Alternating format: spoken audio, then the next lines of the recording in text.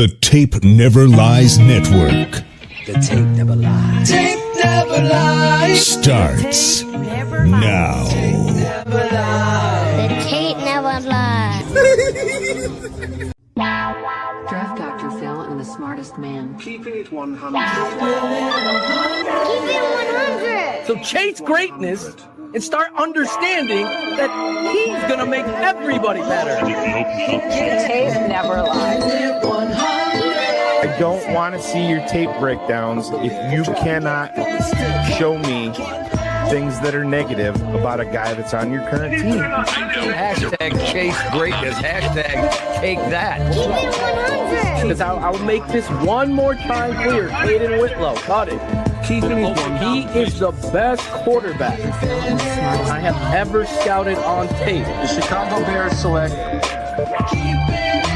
Guess who's back? The two dudes that kept it real. Dynamic duo that you love, the smartest man at Dr. Phil. Breaking down the film, never a problem, kick it straight. Most shows focus on stats, we focus on the tape. We keep it in 100, never running east or west. We coming with that truth, cause that's what our fans expect. Cut off the fake and anchor, moving forward to be free. But don't you worry, Shane's got the dumbest tweets. It ain't no secret, Phil and Shane got some haters. But now them out stuffed like the true and now and latest. Debaters, draws get kicked like Coach Tabor. Cuts had to be made, we added a barber moderator. Up and down, boys got you double checking. Sad sacks rolling like a fool drunk texting. Flexing on the truth cause you know they'll never change. Real, recognize real, that's what you get with Phil and Shane. Give me some fucking names. We have 2 fucking games. Fuck a play or a captain, all of the unfair.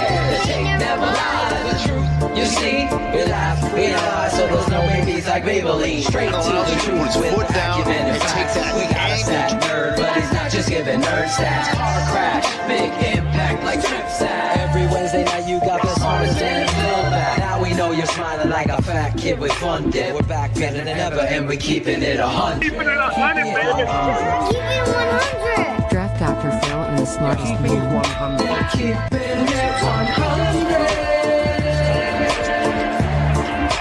Keeping it 100. Draft Dr. Phil and the smartest Keeping it 100. Keeping it 100. Keep it 100.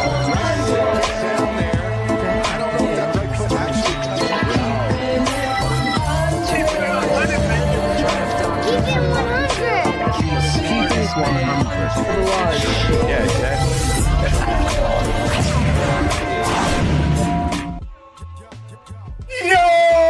Yo! This is Claudio the Barber, and this is TTNL's Keepin' It 100, the best Bears show in the planet, on the planet, bar none.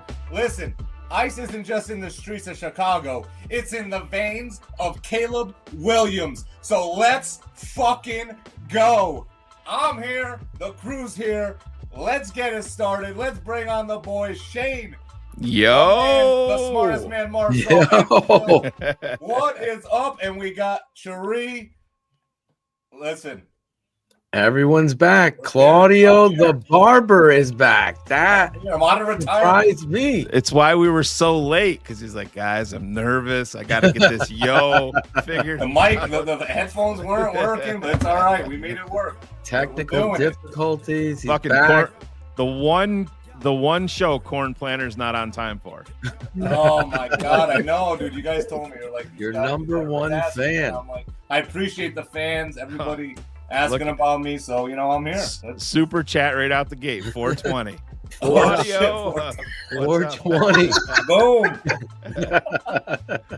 Yes. Thanks for Claudio having me the back, Barber. Yes, I'm here. he's back. I'm back. Ivan's there. I'm here. Oh, there Here I am. he is. There he is. Should we do this the way TTNL always does it? Oh, this is Claudio the Barber. Yo, this is Claudio the Barber. Yo, this is Claudio the Barber.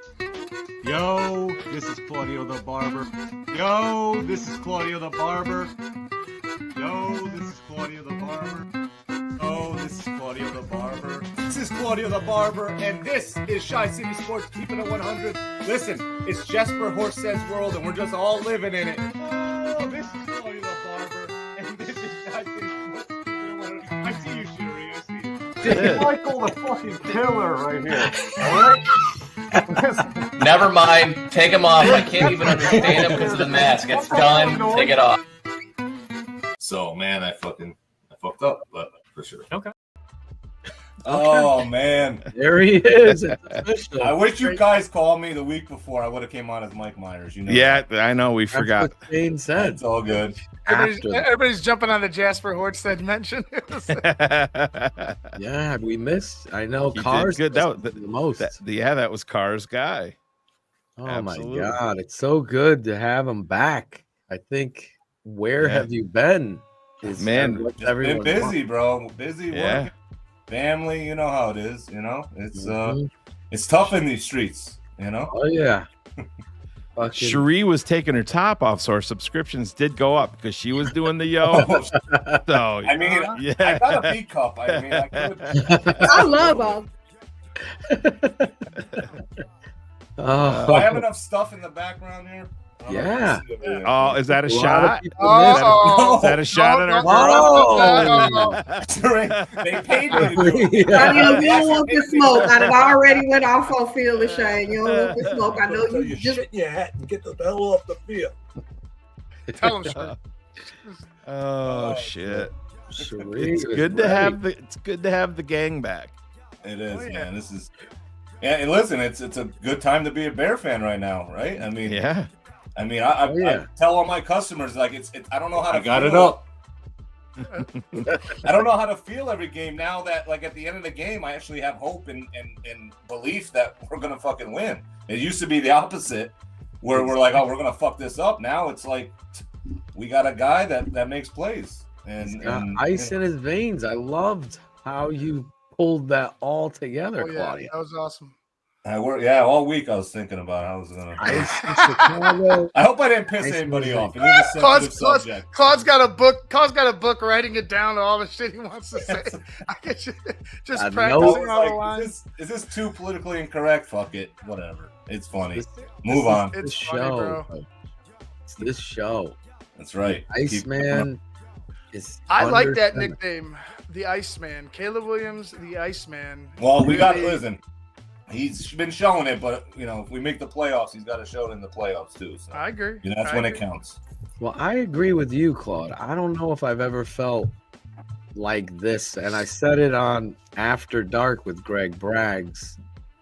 It was a good show. We've never had a moment, not in my lifetime, where I can honestly say, and I'm just speaking for myself. I know Shane and I've talked, so he agrees. Where you're like, okay, we have a quarterback that no matter what the score is, what the situation, that he can persevere somehow. He can make plays. We used to play guys like this with Green Bay, had two of them with Rodgers and Favre. They used to kill us because no matter what the score was, even if you were up on them, somehow their quarterback would be able to get them back in a game. Now it feels great for me, and I know all of you probably agree, that we have this young, confident quarterback right there. The tell you, ice. the Iceman. Those are the Caleb jerseys they need to fucking bring out. Oh yeah, the Yeah, polar yeah. Oh bears. my Yeah. God! If George Muffin Man McCaskey would get the fuck out of the way and allow there to be some spectacular uniform changes. Yeah, that That was would out be of a the great- question this year with Virginia Yeah. dying. Mhm. Oh yeah, Didn't- It's Virginia's dying wish. Virginia's spirit is against it. That's No, I think that was. Oh. I think that was like. Well, no, it was his way to honor her. It wasn't her dying way. It was his way to honor her because Yeah, she wanted. I mean- How is yeah, that an either honor? way. Because that matters. exactly. Hold Hey. on. Hey, How about you fucking win? Yeah, that's Honor her all. that way. Right? Literally, this comes together because we're playing in the Super Bowl and Berlin is the home team. So they literally had the audacity to tell us the Southington needs to wear white jerseys. I'm like, we're wearing all blue, you fucks. That's what's gonna happen. all navy. You're not telling us what we wear. Fuck out of here. Now I'm wearing navy everything. Socks, pants, jersey. There you go. I am the anti-McCaskey. We are going to go that. But that's how you got to be. Like Shane said, you have to focus on winning. I think the players would love an all-white uniform with a white helmet with the orange C. That shit would look. Oh, yeah. The Or the polar white bears. bear. The bear in white. No, they're not going to put the bear. No, they're not going to do I that. kind of I like that. Well, they had that. Change the emblem, but yeah, they're supposed to get the Nike rivalry uniform next year. Do you remember that bear logo? It was a different bear, like that '80s logo bear. They used it a couple times. Not that one, but they did have that white. It was all white, white. So I would like to see something like that. I don't mind it, but I don't think they'll ever do it. I mean, it's going to be the polar bear uniform. I mean, right? With the white bear. Yeah. They won't put a bear. I get that because they want to keep with the logo. Yeah. Which is fine. Just put the C orange with the outline of navy with a white helmet. Oh my God. Imagine that. They're in that uniform and it's snowing in Chicago. Oh, yeah. And Caleb's, oh my God. I mean, it's fucking iconic, dude. That would you can't see a fucking player on the field now. Phil would have every player in fucking orange visors. He'd be so excited. There'd be no visor. We haven't done it. Back in the day when I was young, the Bears did wear all white. White jersey, white pants. They had the orange stripe with the navy outline on the leg of the pant. And it looked sharp. It looked real sharp. But, the Muffin Man comes, and all of a sudden we're worried about this tabletops at a stadium that doesn't exist instead of things that matter, like getting a pass rusher. And what does Little Dirk think of the chairs up in the Oh my God. So Claudio's back. Yes. Everyone's waiting anxiously for Corn Planner to turn on his YouTube and get back in here. I saw he's probably on the phone with Jacko right now. That's the weird part. He's been asking for the only thing that would make this season better is if Claudio came back. We bring him out. Bring him out. Here he is. Claude, you've been watching all the games at the barbershop? Of course. Not at the barbershop, but I mean, I've been watching. Sundays off now. So I gotta show this. My wife, she was gonna give this to me for Christmas, right? And then I went home tonight after work, and she's like, "You got here. This is an early Christmas gift," because she knew I was coming on the show. Look at this thing. Okay, nice. Is that wait? So there's a little note. This is what this is. This is the Bears Damn It doll. Okay, and there's a poem. Okay. When the Bears are losing and a player fumbles the ball, here's a Damn It doll to help ease the fall. Just grasp it firmly by the legs and find a place to slam it. Then, as you do, so yell, "Damn it, damn it, damn it." Perfect. It's just so slick and skinny in a hole. Yeah. Hopefully, I don't got to use this. Let's hope not. You got a bear voodoo doll? Is it? It's the bear voodoo doll. Yeah, that's what I thought it was. I don't know. It's pretty cool. There's voodoo. Hopefully, you don't have to slam it often.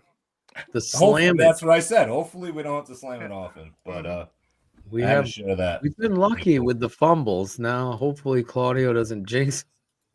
Yeah, now, if we lose, Claude, we're going to have to see it probably in 2026. Oh, man. Duval. Yes. Claudio is back. Yes. Claudio is back. I'm trying to. I recognize a lot of these people. Some of them I don't, but that's okay. We've filtered out a lot of douchebags. So, there was a lot of fucking blocks being done. Oh yeah, well there's been even, I mean, probably over the past month, we've probably blocked, I don't know, 30.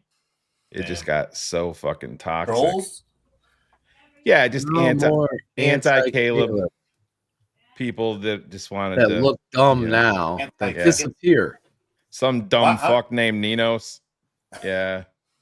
I What mean, if you're a happened to Bears his fan, why one? would you be anti? Because they're what, pro Justin? What are they? I don't understand. They're, Some were holding on hope that Justin would come back and Yeah. somehow listen, save. Justin has shown who he was. I loved him. He was a great player. He's a great teammate. He's a hard worker. All that stuff. Great athlete. I saw a rapper in Chicago in a Justin Fields New York Jets jersey. Oh shit, for real? Yeah. What the fuck was his name? But I mean, he did It's the cool same issues on the Jets and as he did with us. I mean, If Caleb Williams had that fucking game Justin had last week, he would be thrown out of everybody in the city, in the nation would have killed him. But Oh again, my God. I've never seen more excuses made up for a player in my life than Justin Hoodie. Fields. There What he I is. miss? Hello, my people. Bears secondary versus Vikings offense. Yeah, that's the thing right there. That's the mismatch we call Phil and I are not fans of Nashawn Wright, and when you think about matching up Nashawn Wright with really any of the receivers in Minnesota, that is a moment that is going to give anybody pause. And Tyreek Stevenson came back up on the injury report again with a shoulder today, so that's Hoodie hit the nail on the head right there. that's been lingering, right? That shoulder injury from Tyreek. Yeah, supposedly he's in a harness underneath with his shoulder, is what I was told. So we'll see where that goes. But that's when we were on After Dark on CHGO Monday night. They were asking my thoughts on the game and what the Bears needed. I think it's exactly why the running game is so critical.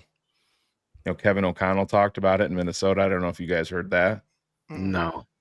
Yeah, he's like, they got to run the football. If you put this on Caleb Williams and you make Caleb beat you, we'll win. Kevin O'Connell said that. Oh, yeah. Yeah. He goes, if they want to run their offense, they need to run the football, which that's true with almost any offense. But I would probably pipe down on calling stuff out like that. I would say just utilize the run to keep that offense off the field and control the clock. Oh no, that's what I'm saying. It's critical. Right, absolutely. But that, I mean, that's a given anyway. Like that's exactly what you would want to do to that team. Fundamental football, yeah. Right. Well, I mean, I hope they give Monangai, split the carries with him. I mean, I think he's hungry. I thought DeAndre Swift ran very hard this past weekend. No, he did. But I mean, and that fourth down play, that was probably the biggest play. That was great. I did not have that on the bingo card. Him getting that, I'm like, oh my God, he's short. Well, the defender hit the other defender. Right. But it was still a great play. Still dropped his pads and his shoulder. As Hoodie would say, that's Georgia DeAndre Swift. Yeah. That was running there. He's had moments over the last month. He does look like Georgia. Yes, and Monangai, honestly, having that other guy that can carry the rock affects another player competitively if they have a soul, a football soul. And I believe DeAndre Swift does, and it just makes the both of them better. Listen, Claudio, I know you haven't been on for a while, and if you're just joining us, Claudio the Barber is back. The whole beginning of this network started with this guy. You could see all the different yos he had, but smoke weed every day. The good old days.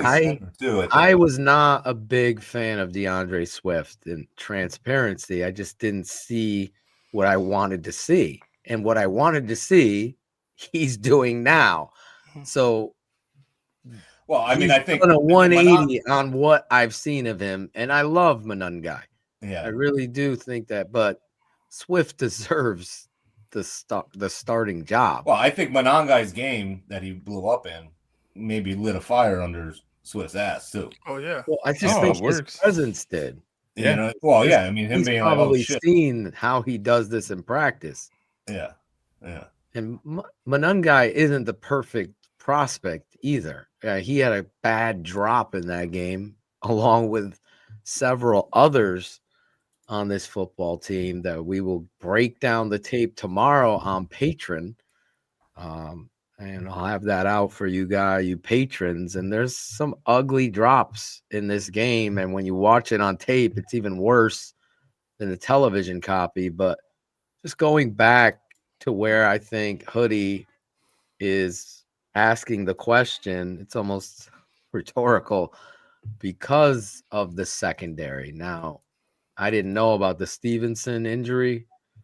That creates another problem because I am a big believer in CJ and what he brings with his energy and his attitude to the table. I have not been impressed whatsoever with Brisker. I think Brisker is a liability. I just thought he was going to be more of a football acumen. I think the concussions have zapped him. I do. Yeah. Well, I think he was having struggles before the concussions. Yeah, especially in coverage. In coverage, I've never have struggling. seen.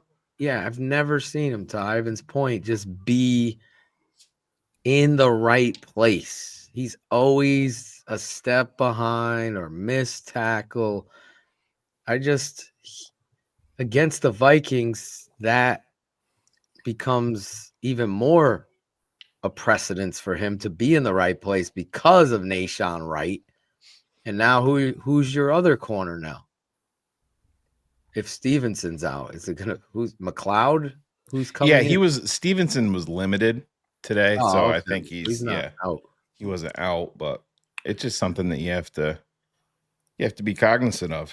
Do either of you guys think that part of the game plan for this week they will utilize more called quarterback design runs just to keep that defense off balance and maybe hit on some of these things? And I'm not saying run Caleb all day, but keeping this team off balance. And if they're gearing up for the traditional run with the running backs, maybe Caleb talked about that a little bit today. He said there's actually not very many called runs specifically for him in this offense so far, but you've seen him, have to, and Phil talked about it, how amazing he is. I mean, the Chicago Bears social media team put out a Houdini video of now you see him, now you don't, of how he escapes the pressure. And I mean, go back to the Bengals game, that third and 10 that they had, and he ran and converted for first down. And what happened the very next play? That was the play to Colston Loveland. So it is absolutely critical, but I think you have to, man. To Hoodie's point with this secondary, you have to dictate. Time of possession is going to be huge in this game for the Bears. And that's going to come right back to the running game, running the football. That's going to be with running it with Swift, running it with Manungai. There's no reason in the world that Britton Brown isn't activated to give you another runner. Don't get me started. Then you throw Caleb in on top of it to give yourself another look. Rashawn, there's three things: Duvernay, Travis Homer, and Rashawn Johnson. Oh, I'll even throw Elijah Hicks. Those four guys shouldn't even be on this roster. It's embarrassing. I know it's redundant, but we're going to keep saying it because I'm going to keep being right. Duvernay is atrocious as a returner. He's lost it. It looks like he's trying to drive a Lamborghini with a fucking donut on it. It's just not there. It's not explosive. It's not what it needs to be. It's time to go. Move on from him. Travis Homer, all talk, no action. Don't see it. And then Rashawn Johnson, to Shane's point, Britton Brown's fucking shit in the toilet is better than Rashawn Johnson. It's embarrassing that you continue this political game with who you drafted, Ryan Poles. Nobody in this league, nobody in this world, no one watching a game can look at Rashawn Johnson versus Britton Brown and come away, Rashawn's the better player. It's It's not even close. Well, Britton Brown is better than Travis and Roshan, and you leave him on the practice squad. It's pathetic. He Those goes in there. decisions, sorry, Phil. Those decisions are holding players back. Clearly, Luther Burden's another one with Duvernay. You Oh, could yeah. see, you could get a understanding of what players you have, especially the players that are gonna be on this team for a little bit. If you go ahead and move on from these guys, I don't understand the loyalty they have to guys like a Duvernay, a Roshan, and a Travis Homer. You're holding people back, players that you need to see that need to get time. Yeah, Burden's got the dog in him, dude. Every time he gets the ball, I wouldn't even put him back because he is, and I'll give props here. You could see he's starting to wake up and be what Claudio's talking. There is a definite dog there. Oh, yeah. That throw by Caleb Williams, he's not even turned. No. It's an anticipation ball. Luther catches it all eyes and hands. He's probably looks and then like becomes he has a running the best back. hands on the team. Right, and then he becomes a running back after the catch. 100%. He starts trucking a dude, puts his shoulder down, starts Gets 10 driving more his yards. legs. But he looks to be. Remember how I always talked about? I would always use the Victor Cruz as someone who I thought would attack the football no matter what. He's gonna dive. He's gonna come across the middle, take a hit, and have that kind of. Luther Burden has that dog, and it's starting to showcase it. It is, and it's showing, Phil. The coaches, his snap count is going. He was up to 49%, and he had been way down previously. And then you see the effort that Zacchaeus put in with the drops, and then he's the one that caused Caleb Williams to get mollywopped on that one run because he put in zero effort attempting to block a guy. And Caleb Williams, if you watch the mic'd up, he got hit hard and he was trying to catch his breath. He got back to the huddle. He was even gasping for air on the touchdown throw to Roma Dunze. Yeah. Not the touchdown run. The one that the other run that got down at the 2. Down at the 2. If this motherfucker blocks. Yeah, he's in. Oh yeah, I know exactly. I go. So yeah, if you go back and watch, he does. He's was that right, the turf? He's there. Was that the turf monster that got him though, or was it did he get tripped? Oh, he gets hammered. Yeah, gets no. At the end of the play, he gets hit. Yeah, but I mean, before he stumbles and falls, you can see a cornerback come into play. I don't know if he tripped or the turf monster got him, but yeah. But in the mic'd up, you can tell he's hurt. Caleb Williams. He gets up, he gets right back into the huddle, and he's gasping for air while he throws the touchdown to Roma Dunze, and then he heads straight off field. And he sits down and he just kind of puts his head back. And, that's the life of an NFL quarterback, and that's exactly what you want. Listen, I wasn't a fan. I'm not going to try to rewrite anything. I would not have taken Luther Burden because I would have focused on the offensive line with Ursery, and I would have taken a defensive end there. But that was everybody here, Phil. Yeah, it was all of us. Yeah. That's where we are. But now looking at Luther Burden, the player, he is of a different breed. And it's clear to me that he has the best hands on this football team.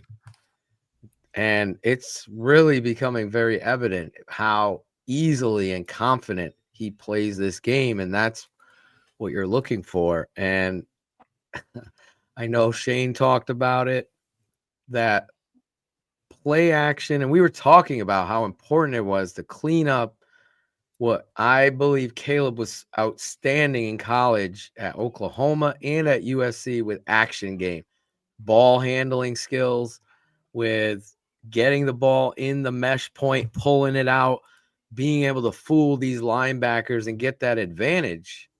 And it wasn't as crisp all throughout this season. I thought it was something he needed to get better at. And sure enough, against the Giants, you see it completely improve. And especially on the touchdown run. On that action game, though, Zacchaeus is wide open. And he, like me, and like any other dog at quarterback, which he is. I don't give a fuck what anyone's trying to say. The eyeball test is beyond any statistical thing. That's why we do this network. This guy's the reason why you're winning. He is the best player on the team. And he made what best players on the team should do. It's the choice. Am I throwing it to this guy that's wide open and he's fucking dropping it and all these fans go home upset? Or am I going to fucking just take off and score and win this fucking game? That's what you want, people. You haven't had that kind of shit.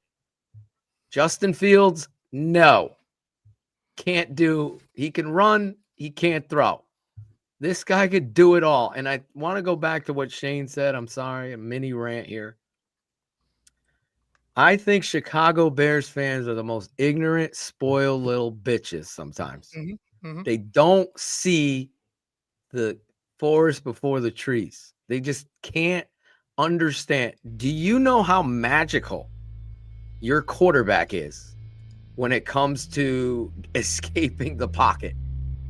We're talking about outstanding pass rushers coming on free runs in this football game.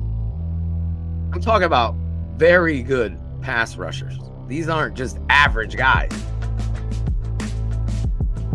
Loud, but you guys breaking my ball. These guys are coming free, and he's escaping and continuing with his eyes downfield, trying to make a football play for your Chicago Bears, and he doesn't. And I don't know how many times it's going to have to take people to start appreciating that that's Caleb's game. That's the Iceman's game. That's the kind of game that you've seen from your opponents that have crushed you for years. This guy's arm talent is beyond anything you have ever witnessed in a Chicago Bears uniform. There's nobody, not at Cutler. Nobody. What he does, thrusting his body and his hip in the air as he's moving, whether it be left or right, throwing an absolute fucking dime on a NFL receiver. I say that to you, Bears fans in Chicago or wherever you are, because the term NFL receiver should mean something. Because if it hits your fucking hands or your goddamn chest plate, you're gonna have to catch it because that's your job. I don't know. I turn on every other channel watching the Chargers, watching the Miami Dolphins. I'm watching the fucking Giants, for God's sake, the Patriots. Their fans aren't poo-pooing balls that are hitting their hands and making up fucking, he's got to take a little bit off that. No, catch the fucking ball. That's your job. Or get the fuck out. That's the job of the coach. It's a disappointment on so many levels. And I've honestly been preaching this. Shane has been, and I'll stand by the fucking network and the tape. Start getting behind the quarterback. There's never going to be a dull moment with this football player. He's that good. And guess what? The Bears got the coach right. I told you. After 5 games, I'd know whether this guy was a shoe salesman or whether he was the real deal. And the dude is the real deal. He makes the adjustments. He understands the identity of your football team is going to run through your offensive line, blocking and running the football, an action game off of it. And then you can get all your creative stuff from there. But the foundation comes from the run. And the players are bought in.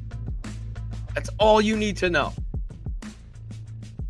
This guy is here not because of George McCaskey, not because of the checkbook, not because of the new tabletops that Kevin Warren's planning to have in the luxury boxes. He's here because of number 18. Number 18. He didn't want the fucking haul. He didn't want anything other than a quarterback that has unlimited potential. And Caleb Williams goes out there. I don't even know. I was coaching in my own playoff game. 6 minutes to go in this game, and I'm like, I already knew the Bears had won, to be honest. We got a bigger strip. I don't even know how they won. How are they going to win this game? How the fuck do they win? Oh, Caleb's how. Yes, everybody's got to make plays. That's the point of this. Time to stand behind the quarterback. The GM ain't that good. The quarterback and the coach are the most important of it all. Hopefully Ryan Poles will grow a set and stop drafting choir boys and start drafting dogs. I think he's got one in Luther Burden, maybe two in Monangai. Sorry. There's my ranch. And that is my rant. Is my rant. But yeah, I'm tired of it, Claudio. I know you must hear it at the barbershop. He painted nails. I don't know. Yeah, I mean, well, yeah, I hear that. All that shit. That's ridiculous. I don't understand. I mean, if you've been a Bear fan for as long as we've been and whatever, I can't remember a quarterback giving us, like I said at the start of the show, giving us that feeling of like he can get this, we can win this game. I can't remember that happening. So how anybody as a Bear fan, I mean, he's not perfect. Of course he's not perfect. He's his second year. It's only his second year. With a first year coach. I mean, like, what the fuck? Like, I don't understand how any Bears fan is going to criticize this shit. Like, oh, it's crazy. Making plays when he needs to make them. Dan Orlovsky came out today and said, I think we owe Caleb Williams an apology. I don't owe him shit, bro. I don't owe him shit. I don't owe him In fact, nothing. Caleb owes TTNL some love because we're the only ones that I know of. Yes, bring them on. Stood there. Even my boy Cap was fluttering in a fucking raft of I'm worried. No fucking worry, Cap. Remember that day? Me and you texting him? Oh, yeah. Stop.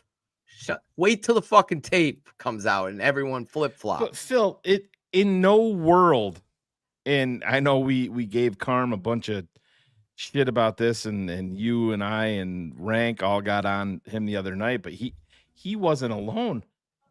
Name me another quarterback, a rookie quarterback at that, in the history of the NFL that people have done complete shows on saying that he needs to throw more interceptions. I've never heard of it in my life. I heard it from quote unquote experts, analysts. I heard fans say it, and it's the single dumbest fucking thing I've ever heard. They can't accept the fact that he's winning. They're worried about completion percentage first and foremost now. Can you imagine if he had a 3-pick game and a game with 2 fumbles? Would they say, oh, he's developing? That's fine. Guys, give him time. He's developed. Phil and Shane were talking about this generation. I don't see it. Why aren't we winning? I've had to deal with that so many times. Phil, I have a DM in my phone, right? Just let me guess. Jesse Dumb. No, it's not from Jesse. He's a dumb motherfucker. From a guy saying, where are the wins that this guy's supposed to be leading us to? And I'm like, at this point, I'm like, we're fucking 5-3. Have you watched any of the games? Yeah. Have you watched them? Who, Judah Tribe? He's looking for a fucking backup quarterback to back up the next backup outside. I mean, haven't we averaged haven't we averaged over like 20-something points a game? And it's like we're the only team in the league that's done that. Oh yeah, it was it's since stopped, but yeah, it was over. What was it, 20? At least 24, 25. I mean, you'll never hear us here flip flop, and I love. There's certain people I love. I love Courtney Cronin. She knows that, but I'm gonna hold her and everybody in the media hoodie who's watching the show, he wouldn't have it any other way. Accountability for me, and Hoodie is great at this. He stands a line and believes it. He calls his own partner out on the show. That's what we do here. There needs to be a whole fucking change in Chicago. Maybe it takes guys that aren't from Chicago to kind of clean this up, because I can't listen to 1 second of Sylvie. Not 1 second. I don't want to know what he even thinks. It's almost like I'm dealing with George Costanza on the opposite day. Whatever he says, go the fucking opposite. Like, don't fucking flip-flop like Colin Cowherd. Oh my God. It's You show have by no show. credibility. How do people listen to this shit? He's a shock job. Just yesterday, he was saying the opposite of what he said today. How do you now turn in and tune in tomorrow? Tune in tomorrow when Colin changes his mind from today. Because he knows that he's in Chicago now, surrounded by a rabid fan base that's going to react. They're going to call in. That's what it's all about, Phil. It's pathetic. It's not about. I can't live my life listening to Lawrence Holmes and Colin Cowherd. It's not about honest assessment. And Lawrence, listen, I'll teach you about broadcasting, Lawrence. I'll teach you. You never know who's going to make or break you in You this. never know who's going to make or break you, Lawrence. I'll break you down. Stop being a fucking fraud flip-flopper. How about that? Like, Jesus, Lawrence, I think I'm older than you are. Still when he said pining that for to me. Justin Fields? Or now is he pro Caleb? Yeah, he's. What are we doing here? But that's the thing, Phil. It's just let's just say that flip-flopped. Let's say the Bears go out and He should call up Canty. Sorry. Make an epic Canty run. and hold him accountable. Well, now he's saying that the Bears have their franchise quarterback. I know. Yeah. I'm not just saying this because he's here. I'm saying it because he's here, because it brought a light bulb memory. But I remember listening and Hoodie calling Canty out. That's the kind of radio Chicago Bears fans need, an education, because you're dealing with a bunch of meatballs that don't watch tape, that don't understand it, and they need to be guided the right way. Not, I don't know if Caleb's a good leader. I don't know if what? Listen, Phil, we've been around enough locker rooms, and you don't have to be in an NFL locker room every day to realize this. If all of the hate and negativity that was put out there about Caleb Williams, if even a morsel of it was true, and there was skepticism inside the locker room about who he is as a quarterback, those guys are not going to vote him captain, 100%. Team captain for the second year in a row. They're not. Like I said, Tremaine Edmonds was a captain last year. He was not a captain, voted a captain this year. And the way that you and I had this talk specifically with Cap on the phone one day, and I said, Cap, let's just say that everything negative about Caleb is true, that he wasn't putting in the work, that he was only concerned about getting home to play video games with Rome and Keenan Allen. Just everything that was out there. He wasn't at the facility. He wasn't into his playbook. He wasn't bought in. Let's just say it's all true. And he went out there and threw for 3,500 yards or whatever it was, 20 touchdowns and 6 picks.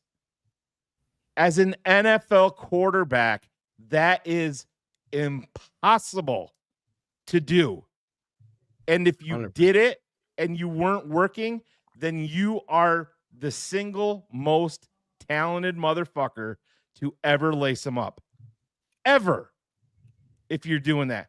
You cannot be an NFL quarterback and not be bought in, not be prepared. You can go out and what did we say, Phil? Turn the numbers around. It would have been 6 touchdowns and 20 interceptions. They would have called him an absolute bust. Look at that thing, that graphic you shared. Caleb's ceiling was some fucking, what was it, Cardinals quarterback? Whatever the fuck his name Kyler was. Murray. And his floor was bust. Oh yeah, Bust. that was Caleb's. Yeah. Bust. Are you like? I put my name to it. It's in the open of the show. He is the best quarterback I've ever scouted, right? It's there. Anybody who knows me knows where I stand with Caleb Williams. I've never once, not even for a fucking millisecond, have doubted the player, the person, and the talent. He is on a level of talent that the greatest ones have. The Walter Paytons, the Tom Brady's, the Michael Jordans. That's where his talent is.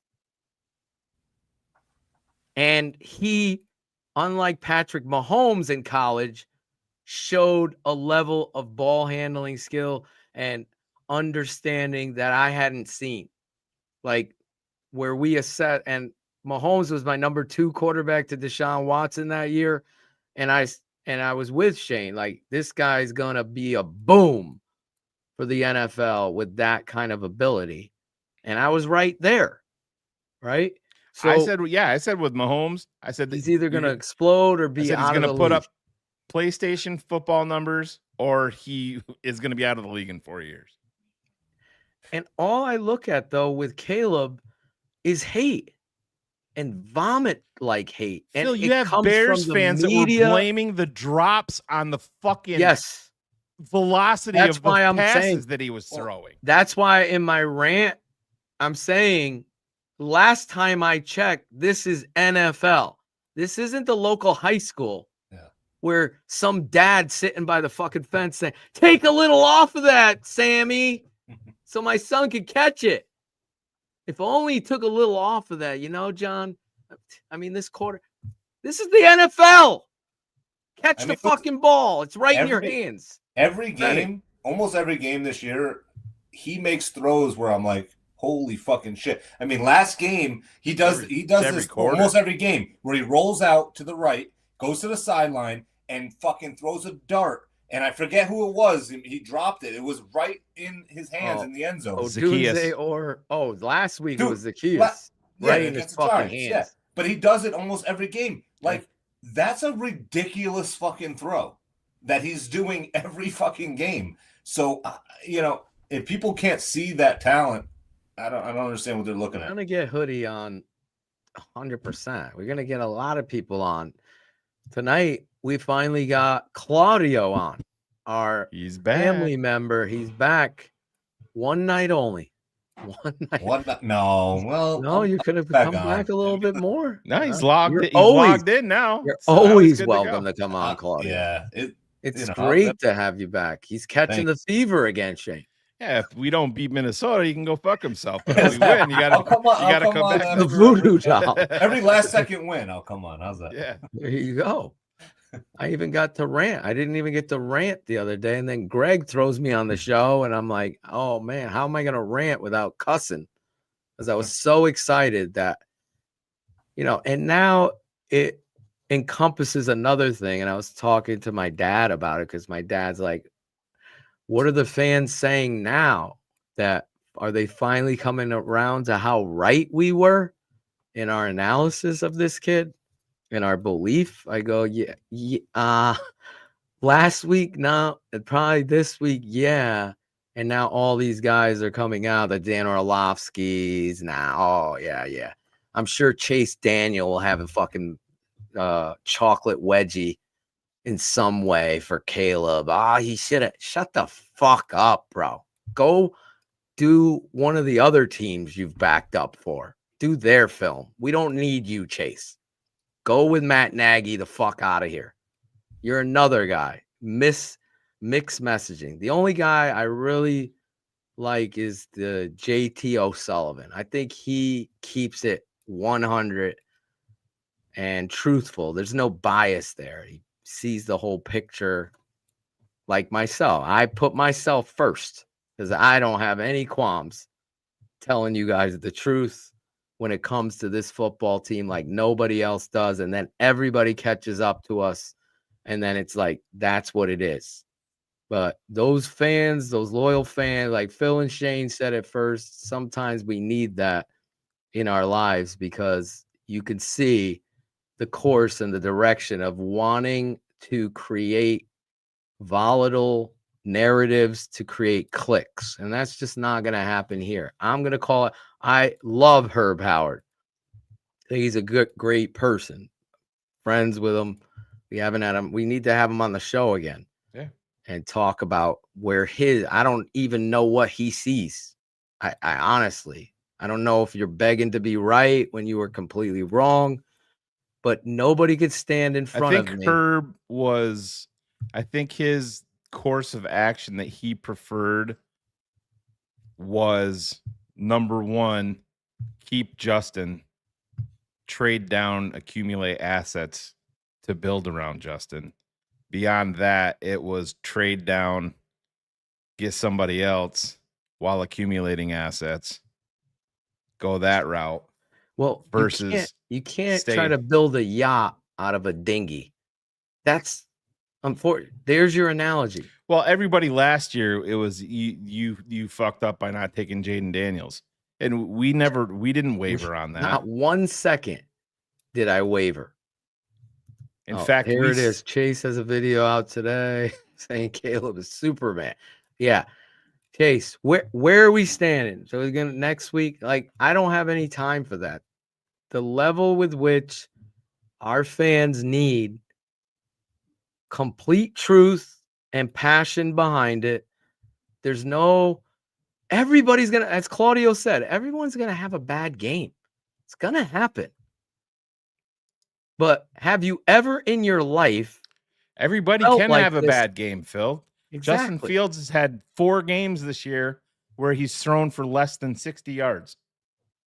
It's pathetic. And the reality of Caleb, though, is what Claudio said. And I think it needs to be said again. Like, the perspective is not fair to this guy. He played in football negligence. Yeah. I don't need to list what transpired again and again. The offensive coordinators, the shittiest offensive line coach, who, by the way, you heard it here and only here. Everybody was defending this guy who can't find a job anywhere, by the way, who was a terrible offensive line because the tape said it.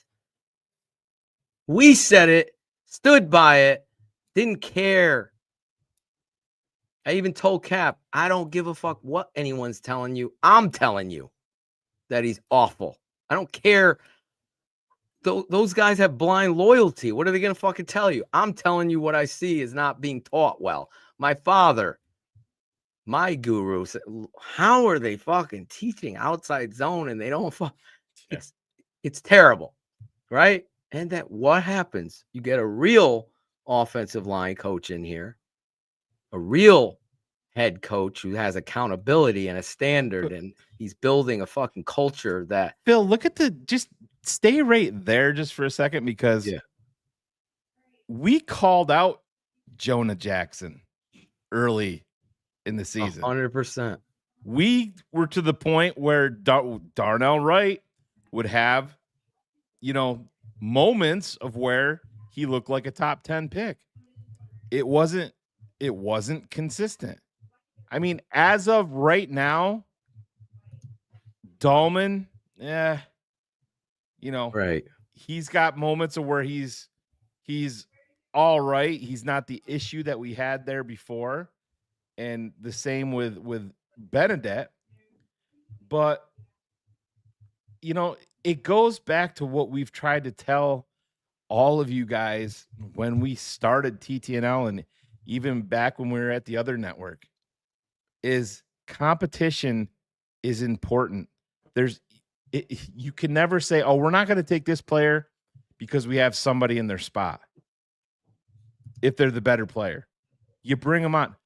When did Darnell Wright turn around? It was when Ozzie Trapillo, when Darnell got hurt, Ozzie went in at right tackle, who was drafted by this regime, by Ryan Poles and by Ben Johnson, went into right tackle. Phil, you know how it is as a coach.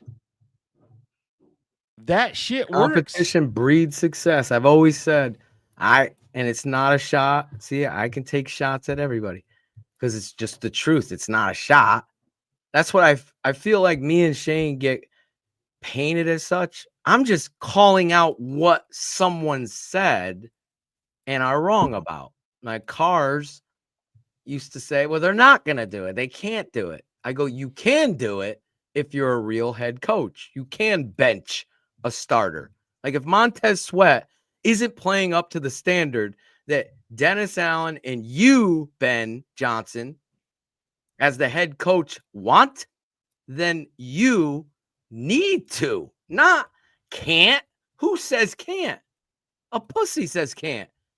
That's George McCaskey and Ryan Poles running. You as the head coach have the standard. You think Nick Saban's going to say, no, we got to play him. You know, he's making a lot of money. He doesn't. These are NFL players. Bench. Does it mean something to this dude? Yes. To Shane's point, it worked. Those are the guys you want to build. Now you know it matters. Darnell Wright, again, TTNL, did we call that one? Draft Darnell Wright. There's so much talent there. He's the best. There you go. Now he's given time, grown into, I believe, an all-pro football player playing right tackle right now. Like he's doing things, and I'll show you on tape that are, I mean, you saw it in Cincinnati. You're going to see it against the Giants. Obviously, everyone has seen the Burns one-handed fucking drop, the Hulk drop. If you haven't seen that, just go look it up, what Darnell Wright does to Burns, who is an elite pass rusher. And made him look like he didn't exist. Exactly. And to Shane's point, we hold everyone accountable. Jonah Jackson was out of shape, didn't look like he was buying into the offense and the techniques that were being asked of him. The last 4 weeks. We called out Jalen Johnson Monday night on Tuesday. We call out Jalen Johnson. Thank you. Yeah. We call out Jalen Johnson on Greg's show. And I know Greg loves Jalen Johnson. I don't know I know Cap believes he's better than I believe he is. I believe he's good.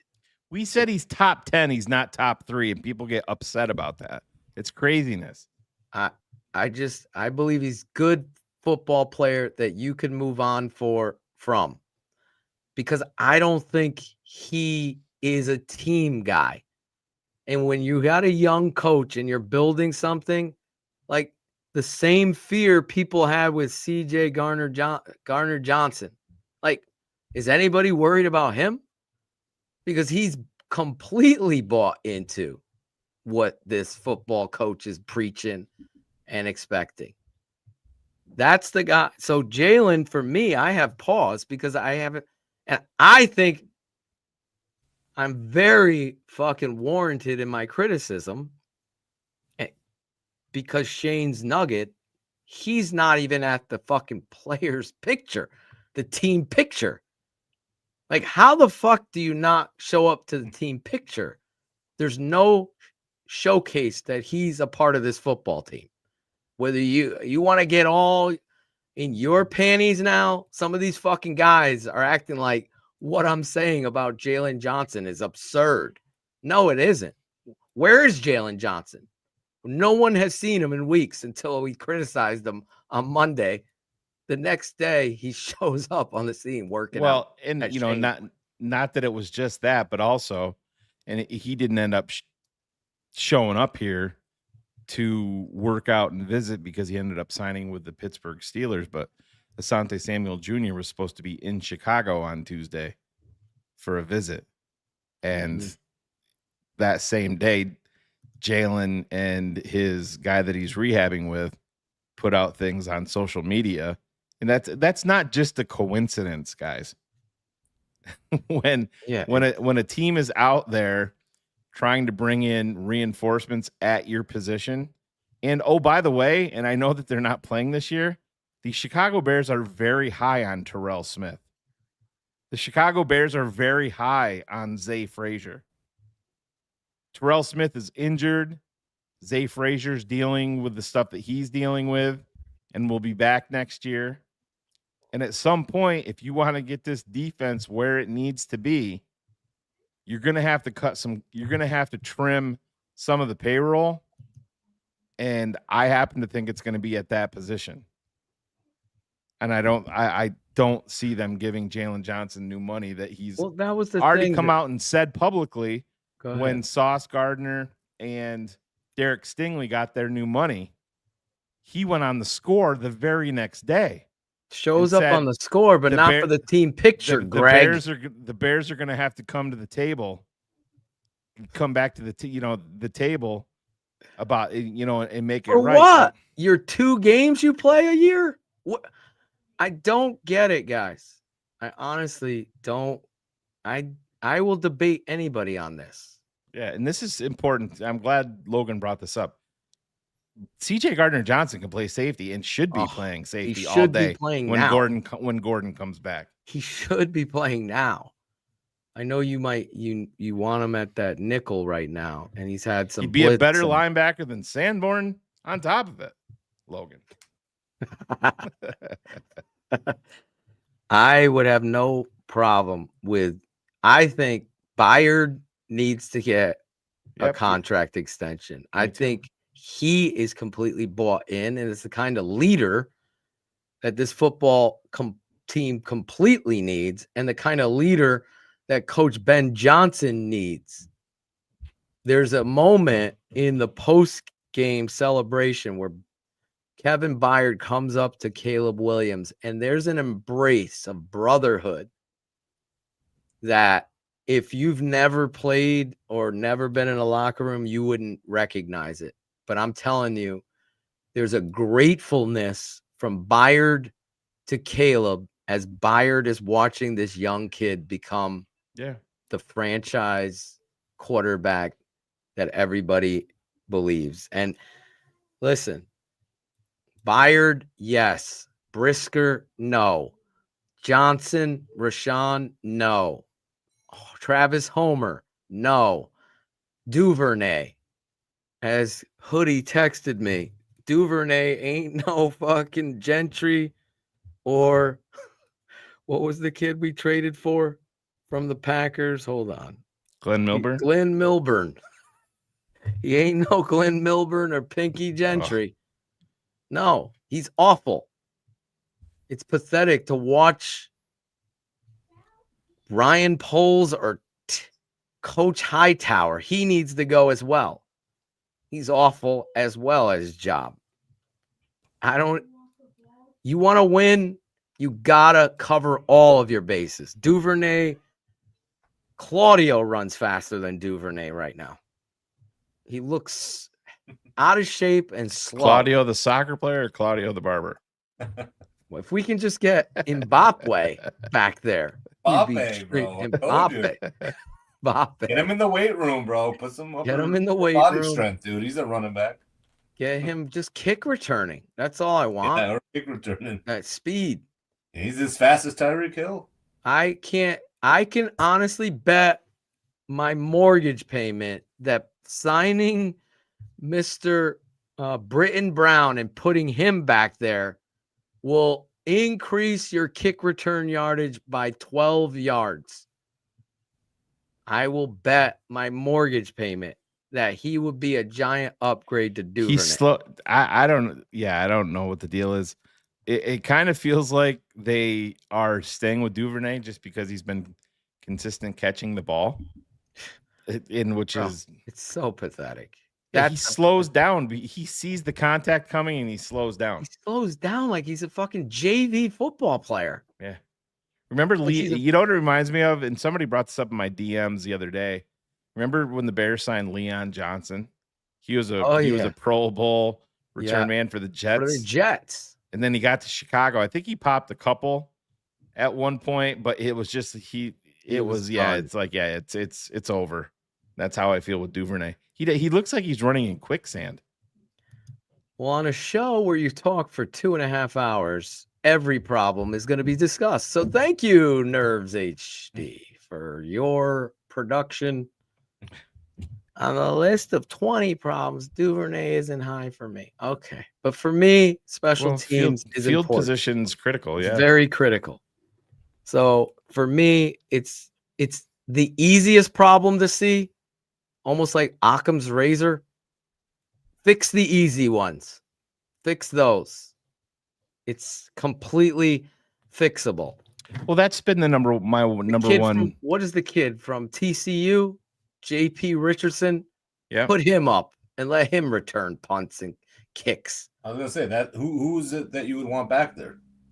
Well, I would Britton Brown on kick return, and he now can be your third back and go in there. And I mean, look what Britton Brown did against the Bengals. He runs toss, he scores. He's getting there on 3rd and 2, dives over the pile, gets you the first down. Yeah. It's like you're not missing. Rashawn Johnson? No. Are you kidding me? He might be slower than Duvernay. And that's honesty. I'm not going to, turn my back on Oz Zacchaeus. He had a bad game. Ruben Hippolyte's fast. We could get something out of him, right, Phil? Oh, yeah. He's fastly gone to the IR. Done for the year. Going to surprise everybody, right, Brian Poles? Did they send him to IR? That's what I read, yeah. Oh, did they? They've placed Ruben Hippolyte on IR. Unless that's one of those AI shits someone sent me to piss me off. Yeah, I didn't see it. Maybe I honestly believe this dude is not wrong. Darnell Wright is a better athlete than Rashawn Johnson. Oh, my God. 100%. I don't know. Did you watch? watch? They ran a toss with. Did you watch Cole Kmet on CHGO yesterday? No. They asked him who the best athlete on the entire team is, and he's like, "He said Darnell Wright." He's like, "Yeah." He goes, "I gotta say Darnell."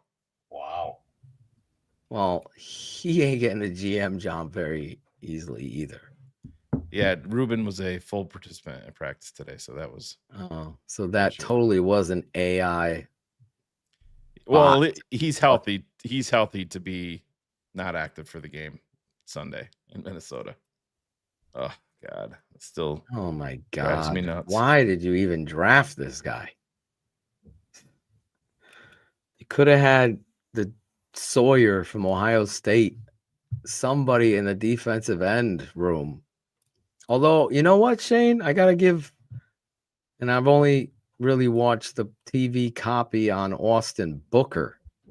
But one of the problems he had last year is when he's playing and chasing zone from the backside, he wouldn't wrap. This game, he was going in there wrapping up. Ask Jackson Dart. Yeah. Yeah. Joe Dirt. Joe Dirt. Well, you brought up Jackson Dart. I'm curious. If Jackson Dart doesn't get hurt in that game with the Giants, you think we still win that game?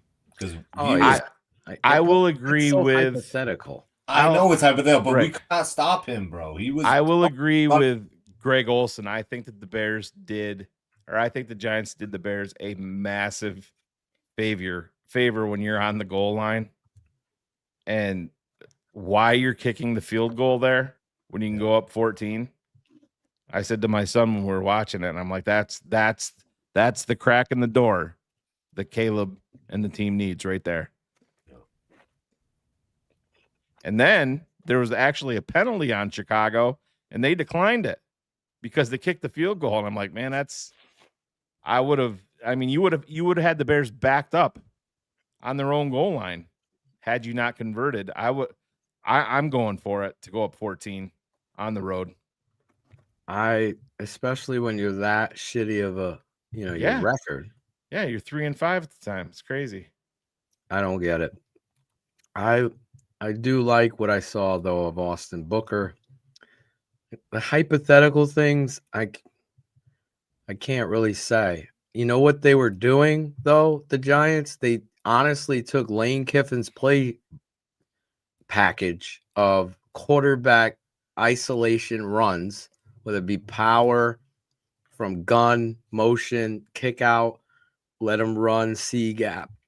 And they were using those things that he did in college well with his feet. It wasn't like I think you would have been able to stop that. I want to say that, but again, it's hypothetical. For me, what happened happened. And I'm just grateful that it did. But the Bears defense, and especially as the top of the show, the secondary is very concerning. And I'm not comfortable with Jaquan Brisker. I'm just not. I don't understand it. Oh my God. I almost fucking vomited on my clothes watching the fact that Elijah Hicks was getting reps. I'm like, what world are we in here? Yeah, that's the thing. And we talked about that before. Every safety on this roster is a free agent after the season. Every one of them. I would have loved for them to come out this couldn't believe week. Jonathan Owens didn't go in before Elijah Hicks. That scares me. Unless he's dinged up and they're not. No, he was. Yeah, he was out there celebrating and shit. So I don't get it. I would have loved to have seen him come out this week and announced an extension for Kevin Byard. Just for the team. 100%. Not that you need. Not that the team morale is low, but I just think it reinforces to the team. You're going to go out there and produce as an older player. Yes. You're going to get rewarded for it. I think it sends the right message going into a critical division game on the road. I think that would have been the right move for the Bears.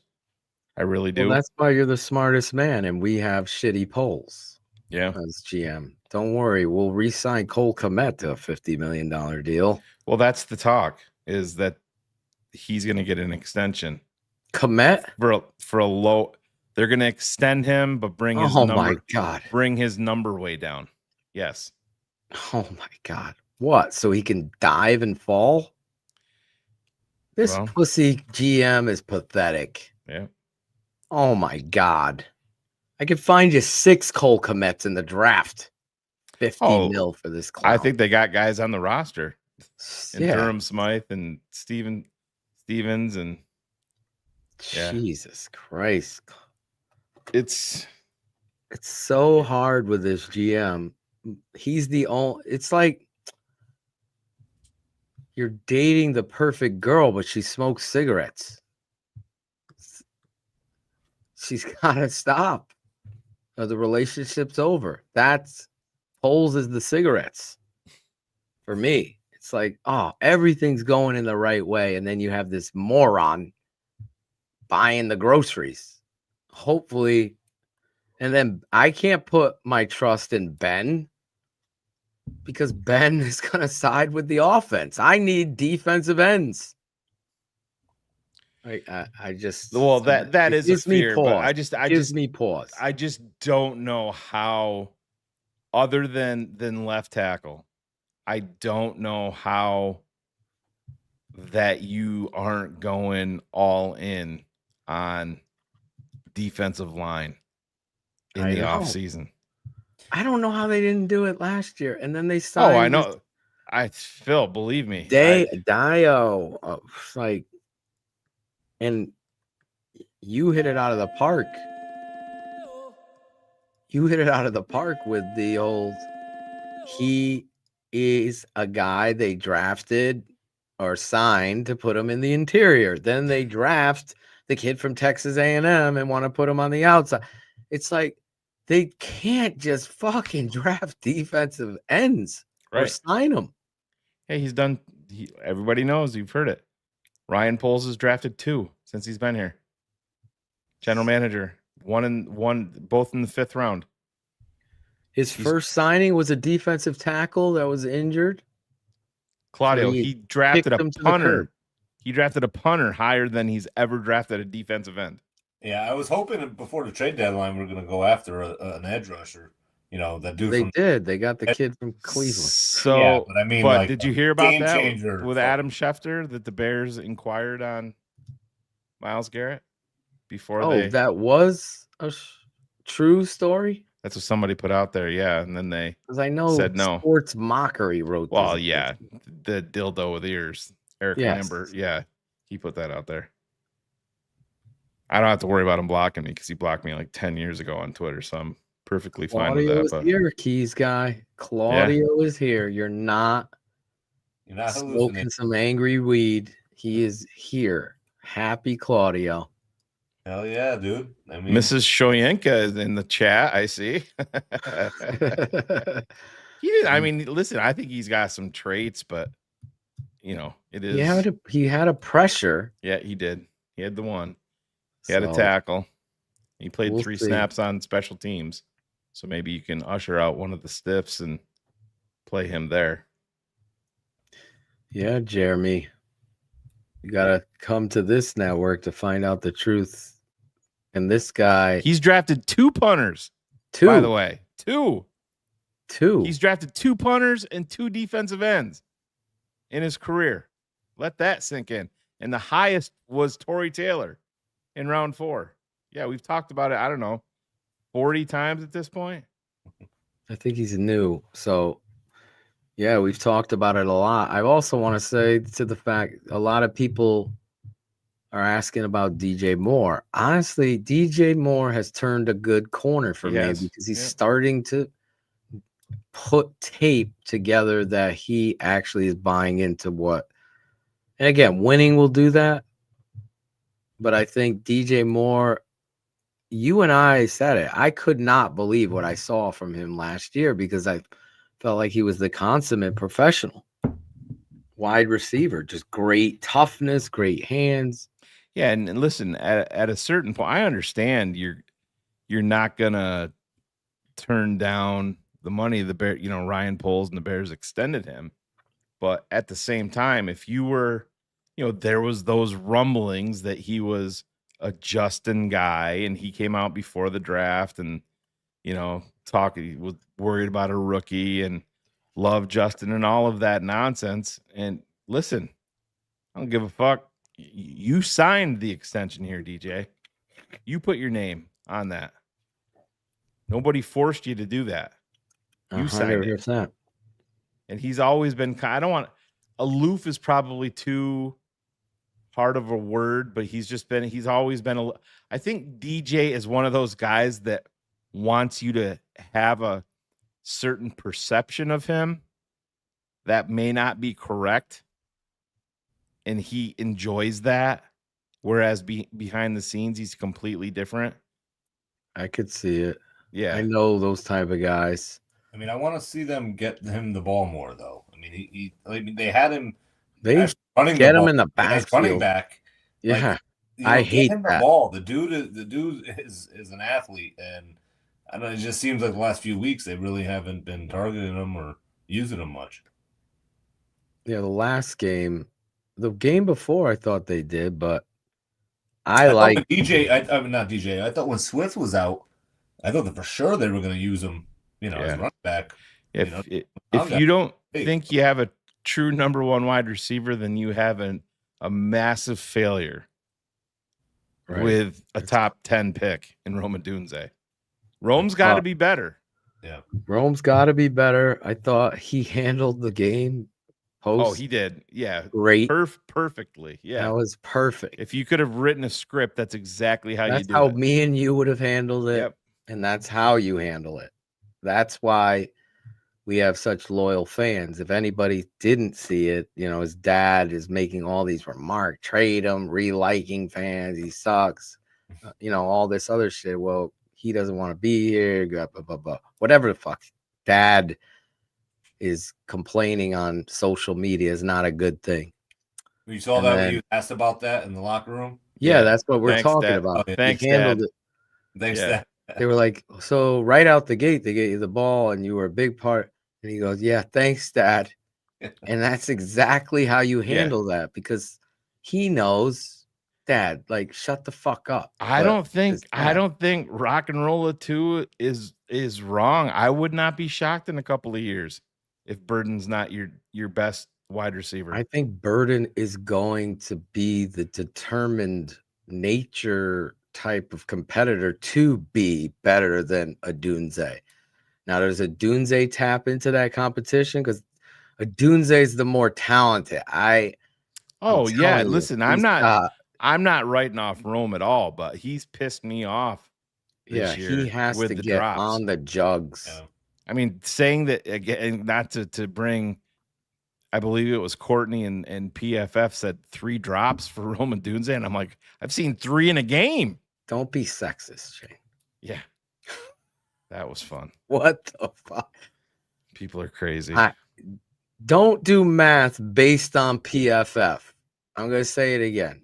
Don't do your math or talk football based on PFF. Phil and I got called racist on Twitter yesterday because we disagreed with the statement that what did I said? Racist. Oh no, my bad. Definitely the wrong word. Little bit of a difference. But we were called racist also because we wanted to move. Yeah, remember when we wanted to move off Justin Fields for Caleb Williams? You're racist. I'm like, what? Yeah, exactly. Oh my God, embarrassing. Might want to get a new monitor there. People just say anything. But seriously, get me the fuck PFF t-shirts printed, and on the back it says the tape never lies. Because listen, do I have to tell you the truth about not only Bears nerd? There's a bunch of nerds, unlike our nerd, that work for this company that don't know anything about football and are being asked to grade things that they aren't exactly sure about. I'm not kidding. College kids, Uber drivers, guys doing it on the side, and it goes under the umbrella of PFF because Chris Collinsworth owns this shit. And all of a sudden, everybody's using it. And then there's a fucking complete negligence and nepotism in a way that Chris Collinsworth is using that on the national Sunday night broadcast as if this guy's the 66th ranked guard. Like, according to, shut the fuck. They don't know shit. They don't know shit. Yeah. There's a use for PFF. It's not ranking players. It's not. No, to and say listen, Roma Dunze only has 3 drops this year. He had 3 drops in the first fucking Lions game. Yeah. 3. Yeah, we went through them. Remember, we went through them with Greg. It's pathetic. Like, shut. And that's where I was jokingly saying, that's Courtney math with PFF.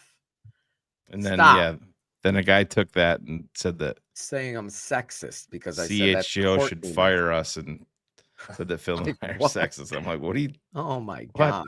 Like, Courtney, if you're watching, you probably are. Don't use PFF. Isn't it NBC shit thing anyway? Like, ESPN, be better. I know ESPN is not. I'm not a fan of ESPN right now with the whole YouTube TV shit. This shit's getting fucking ridiculous. There's nepotism and a fucking monopoly going on in regards to this shit. And it's pathetic. Collinsworth, his son is my bad. God. So bad.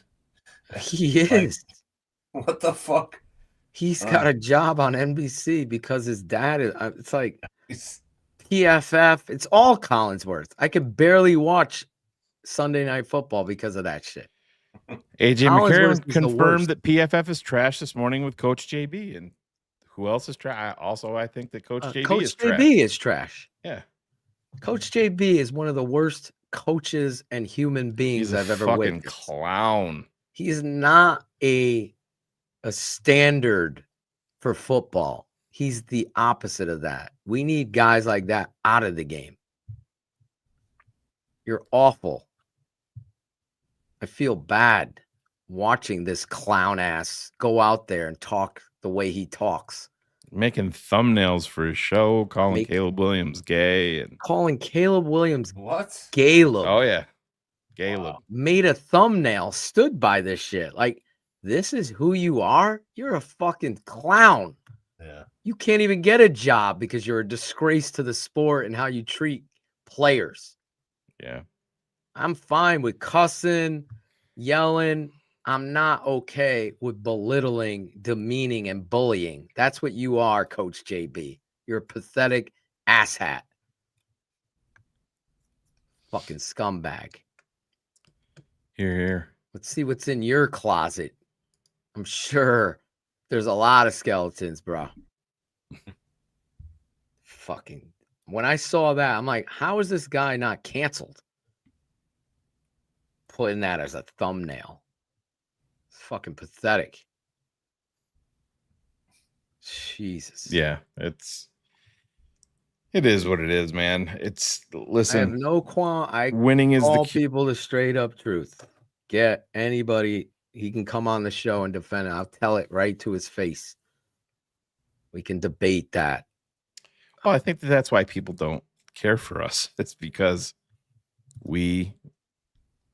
listen, just because we call somebody out or have some difference of opinion with somebody doesn't mean that, that we necessarily hate them or whatever like that. It's just in this forum, probably 90% of the people that say stuff don't use names. Or Right. if somebody has a difference of opinion, they won't use names. We just happen to use names. Well, it's right with there. everything. Keeping it 100. You have to. You don't pussyfoot around it. I have to. Listen, I have said it. Me and Shane have had debates on here back and forth. Oh, yeah. I remember Carr saying, oh, that's not good for the... No, it is, because it's real. It's not a staged act. This is reality. I have passion for this game of football. I love this sport more than anything, and I think a lot of people are ruining it. I could do a whole fucking podcast on youth sports for this network because that's where it's starting, the groundswell of stupidity. Oh, yeah. And it's just gone into the social media, and everybody's a fucking expert now. Everyone can break down. It's not the kids. It's not the kids the at parents. It's the parents that are trying to relive their glory years through their children. God. That's the bad part. 100%.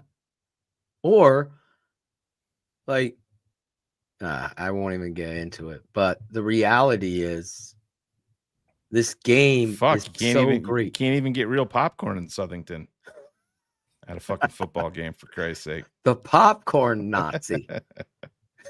Can we get a popcorn machine? Oh, no. Yeah, we're coming down to Claudio. We're in the Super Bowl this weekend. I know. I saw the post. Back to the Super Bowl. What day is that? Saturday? Sunday. Sunday? Sunday at 12:20. So Yeah, but again, I'm going to be missing some of my Bears. You're going to coach? You're not going to see the Bears? Second week in a row, Claude. Last week was the first Bears game I completely missed because usually we have to have we have to have a sit down with Stephanie and Toshin before the fucking game. The way she updates you. She's not a good updater as much as I love her. So Claude, they're at the game. You'd think it's a semifinal game for the goddamn Super Bowl that they would live stream this shit, but they didn't. Bro, if I showed the patrons the tape that they gave us, DMing me, what's the score of the game? I'm like, here I happen to know the coach's wife. Let me text her. So I text her, Steph, what's the score? What's the score of the game? How they doing? She comes back. She's like, it's 0-0. Then I'm waiting for like the follow-up saying there's 7 minutes left in the second quarter. So I'm like, just left you there. She left me hanging. Then it was. She's not a good updater. It's 6-0. Maybe I'll come in and live stream it like I did last. She says it was 6-0. Then she's like, oh, it's 7-0. We got the extra point. No, it was 8-0. Phil goes to me. At no point were we ever up 7-0. It was 8-0. We went for 2. We got 2. I love her though. Oh yeah, she isn't. And let me just say this: Farmington was atrocious in how they handled hosting the semifinals, and the officials one certain official was atrocious, and it's become a pattern. So then I come to find out, guess what? The guy is from Berlin. Oh shit! Like, is that not the team they lost to? thing? Yeah, the team they lost to. Key's guy is the team they're facing in the Super Bowl. Yep, they haven't lost in 4 years. This team that we're playing. We just hope it's a better showing than the last Super Bowl, right, Claudio? 100%. I think you were at that, weren't you? No, I was. You were recording it, I was right? recording. Yes. That's why I said maybe I'll come Sunday and I'll live stream it. There you go. I believe. Can we they're get a going Wolverine to live outfit? stream. Can we get Angelo in a Wolverine outfit? Oh, that would be great. Do the halftime show. Have you had Angelo on recently? It's been a while. Talk to him. It was a couple months ago. He came back on. Then he disappeared. Like So have you David seen Blaine. videos of that new place, Sly Fox? Have you seen those? Have you seen them post The that? new place there's in a North bar. Haven. Huh? No, that's Rivas. That's so there's West a new Haven. bar that he's posting videos from that's literally a minute walk from my barbershop. So That's what I said in North Haven. Yeah, North Haven. Yeah. So I'll hit him up. I'll try to get him on. I'll get him into the shop. Yes. We're gonna get him. Angelo lives in Bullet's Head rent free. Yes, he does. Bullets and Angelo are essentially two peas in a pod. Imagine Bullets that and Cairo Santos cuddles up with every night. Crew. Bullets and Angelo, a breakdance battle. Fuck you, Bullets. I'm glad you brought him up. I don't know if you guys have talked about this lately. What? I mean, don't you think we need to get a new kicker? Seeing how this dude Oh, you're Bullet's favorite guy now. Listen, dude, he can't kick over 50 fucking yards. Like, you got dudes kicking 60 fucking 8-yard field goals. This is like, Bullet. This is Bullets. Bullets. I mean, I don't understand. I mean, he doesn't miss it a lot, but I mean, if we need a field goal, I mean, you got to have a guy that can kick it over. And I've maintained, if you want to move off of Cairo Santos, absolutely. Can you do much worse than Cairo Santos? 100%. Is it Jake Moody's got a huge leg? He also is 73% in his career as a field goal kicker. Yeah. That's the problem. And I understand Cairo's limitations. I get it. If they move off of him, they move off of him. But we've been down this road before of field goal kickers missing big kicks. It's a double-edged sword, man. I get it. If they do it, I understand it. If they want to get somebody, I do.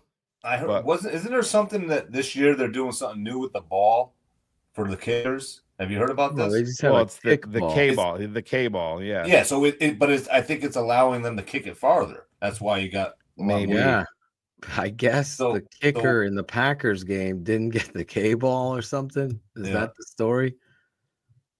And Manis, he ends up shanking the motherfucker like 40 yards left. He's got a strong leg too. I thought it was blocked. He just missed it. Oh yeah, he missed it so far left. Yeah, I thought that shit was blocked. Just a bit outside. Packer fans are crying. Love isn't good. Look at that. Look at how the tides change. We have a quarterback that can win even if you're down in the fourth with 5 minutes to play. Yeah. The tides have turned, Claudio. I know. It's a beautiful thing. Oh, you still got maybe Phil and Shane were right about getting rid of Justin Fields. Maybe, just maybe. I think we were. I'm still improvement mode with the Bears. You got to prove to me 100%. You can go win big division games on the road. Oh, of course, yeah. Got to beat Green Bay. Can't go to Philly on Black Friday and get beat by 20 plus. You can't let fucking Aaron Rodgers.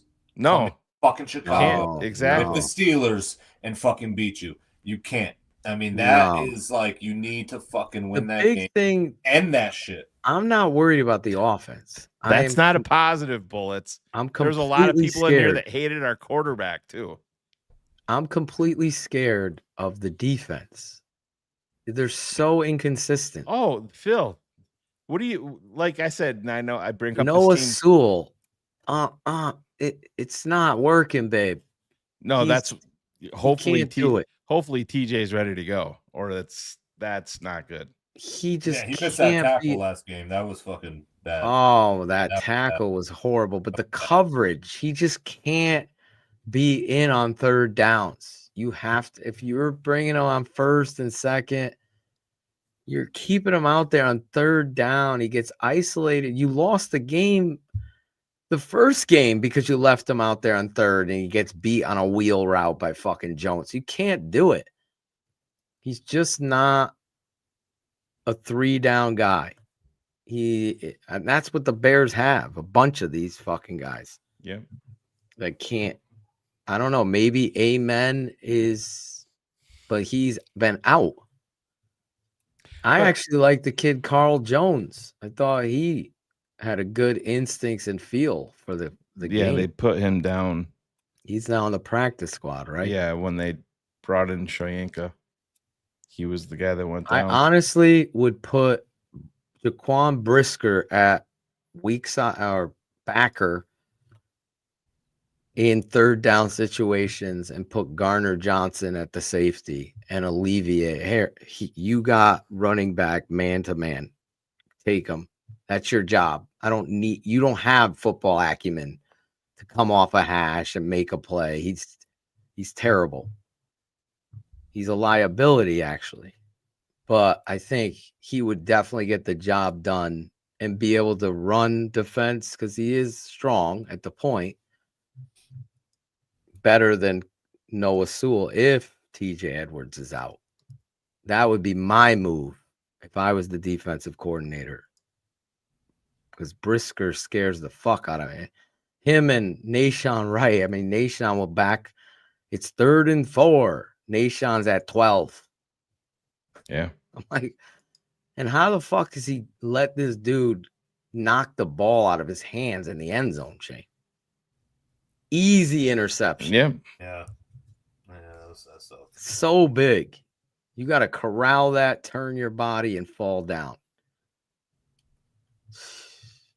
Sad. It is. We have improved, but not quite there yet. Roster isn't deep as good as many of these second half teams still. They've been a good watch. Yeah, we're not there yet, but momentum is real and belief is real in football. And when you have a team that believes, you can win. Well, I was just going to say, I know you guys talked about the coach, and I mean, I'm almost as excited for the coach as I am for Caleb Williams. I mean, I think 100%. Yeah. Got a fucking He's the real deal. He is the real deal. I mean, this team, this is why I think part of the reason why they're winning and they're playing so hard at the end of the game is this coach is getting them to buy in and to believe and to fucking, he knows he's going to hold them accountable. And yep. And that's the thing, you want to see the one thing with Ben Johnson that is different than I think a lot of I don't want to say a lot of coaches, but on the sideline, he's essentially flatlined. You'll see him periodically, flex or something like that, but he's never over the top on the sideline. He's pretty much I don't know how he does it, even on big plays. But then you get him into the locker room after a big game, and it's like, that's bro, holy shit, that yeah. speech he does is fucking. He doesn't. They throw a touchdown pass. He doesn't even move. Like, he has no emotion on the sideline. I've never seen anything like it before. He's worrying about the long game, dude. He's not worrying about the I know, but as a coach, he's got his mind focused on what needs to get fixed to get better. Listen, I told fans I'd know after 5 games. I completely believe in Ben Johnson as the head coach. Now he's got to continue to build off of this, and they have to be better at GM. They have to do better when building this roster on the defensive line. It's holding you back. It really is. I mean, edge rusher's got to be the number one, like 100%. We need, right? I mean, Yeah, it's. I'm sure you guys have talked about the next draft. I mean, is there a guy that you guys are? We haven't really. I mean, we can get into specific players, but it's kind of fruitless at this point. It's just there is nobody on your defensive line that you can't improve from, and that includes Montez Sweat, all of them. Mm-hmm. It's just a stone cold fact. That's the thing. It's like Theo Benedict, serviceable. Is he a guy that you're like, oh, we got our left tackle for the next 5 years? No. If there's a fucking animal there, guess what? You write the fucking name down on the card and you turn the fucker in. And you take him. And you put him next to Joe Tooney for the next 3-4 years. And let him fucking play. And then he's protecting Caleb's blind side. But you have to attack the trenches. And then when you're done in the first round, you do it again. And then when the second round is done, and then you do it again. Mm-hmm. I mean, where is your belief level in Shamar Turner? Nowhere. Hope. There's no belief. Jervon Dexter flashes, but I will say this about Jervon. I think if he gets legitimacy next to him on a consistent basis, I think he will be better. I'm not ready to walk away from Jervon Dexter by any means on this team at all. But I mean, is Grady Jarrett going to be on this team in 2 years? No. Will he be next year? Yeah, he will be. Will Montez Sweat be on this roster in 2 years? No, I don't believe so. Can't say that he will be. Will Dom Rob? Can't say that he will be. Tom Rob? No. Right. That's what it's barren. I'm shocked he made the roster. Tom Rob, people have talked about this. Yeah, people have talked about this. There's a lot going on. Yeah. There. Why? Off the field shit. Well, in locker room shit that's just very strange when it comes to your teammates. I don't think it's the whole story, so yeah, he was I know word was he was trying to kiss one of his teammates in the locker room. Like on the lips? Yeah. What's a little kiss gonna hurt, Shane? Hey, teach his own. I'm just saying that's I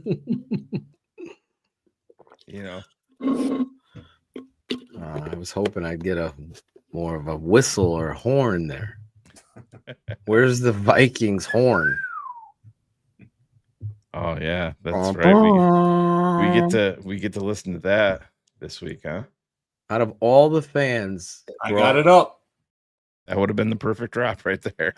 Of all the fans growing up, the Vikings fans have always been the biggest assholes. And their announcer, Paul Allen, drives me fucking crazy.